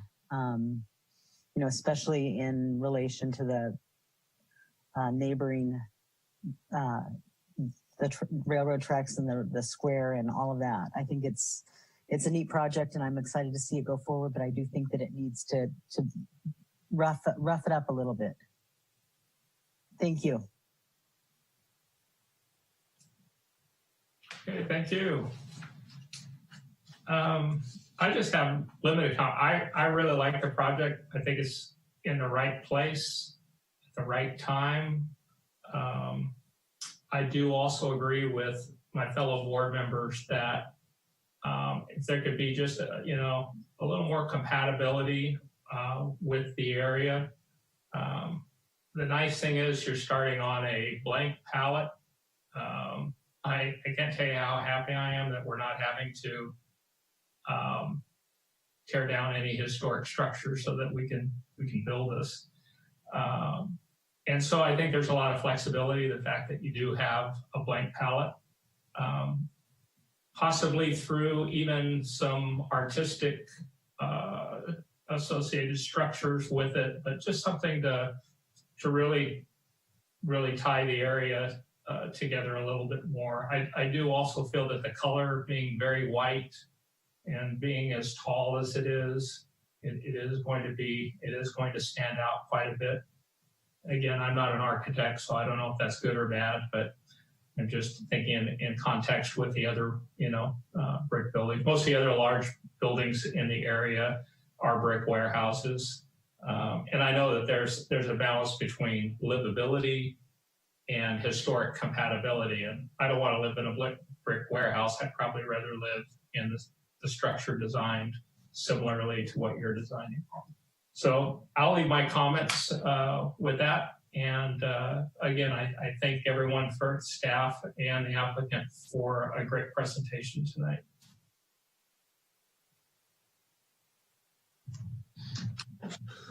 Okay. Well, I believe that. Chair Kincaid, can I interject for a sec? This is Susie. Yes, Susie, please interject. There was a question from board member Groninga. Sorry, it's getting late. I just wanted to respond to the question about the water tower. There's been reference made to an approved project to the west of this site, of the SMART site at the cannery site. And that project does include the resurrection of the water tower. Those plans are available online if y'all would like to look at them. And I'm happy to forward a link to you after the meeting. Thank you. You bet. Yes, thank you. Appreciate you jumping in there. So at this time, I just wanted to circle back with both staff and the applicant team. Let's start with the applicant team, and just if you have any questions or clarifications based on any of the comments that you've heard. This is Ben Wrigley, the architect. I would just like to thank everybody for all their comments. I think there's been a lot of they've given us a lot to think about, and I knew they would. And I really appreciate the dialogue that we've had here, and I very much look forward to developing the design. Likewise, thank you for the thank you. We look forward to seeing it again. Does staff have any questions or clarification points of comments that they've heard from boards? This is Planner Ross. No, I think one of the benefits of sitting in front of the computer for the meeting is that I could type the comments fairly quickly and not struggle trying to write them down on paper. So I will compare and contrast with the applicant team at a later date and make sure that we have a cohesive sheet of considerations, comments, and concerns. Great. Thank you, Planner Ross. So we'll go ahead and say goodnight to the applicant team, and again, send you well wishes for furthering the design and the elements of this project. A lot of support for it, both from the boards and our community in general. And great work on a concept design that lets us really get some good comments back to you. And we really look forward to seeing it move through the process and seeing this thing go vertical. Thank you so much. We really appreciate everything. Yeah, welcome, Cornerstone. Just wanted to thank you guys so much for your valuable input. We're really excited to move forward with this. Great. Okay. Board member reports. Chair Muser and I had our monthly meeting with Mayor Schwedhelm with all the board chairs today, and Mayor Schwedhelm just wanted to invite everybody on the boards and the community at large to take the survey on how the city should spend the PG&E funds. So the survey is out. I believe it came out yesterday or today. I saw it online in the Press Democrat as an article, and I'm sure you can find links on the city website, but they want our input. Otherwise, willy-nilly. So let's give them our input. Any other board member reports from the DRB? All right, any board member reports from CHB? Okay. Seeing none, really want to thank everybody for their time, energy, and effort. Appreciate Board Member Wagle giving up his other commitment to stick around and keep our quorum. So thank you very much. The flexibility is very much appreciated. I'll circle back for department reports, just make sure that they didn't forget anything when I moved them to the front of the agenda. Any further department reports? None from me. Likewise, none from me either. Okay, wonderful. Well, we will be adjourned then. Good night. Thank you, Chair Kincaid.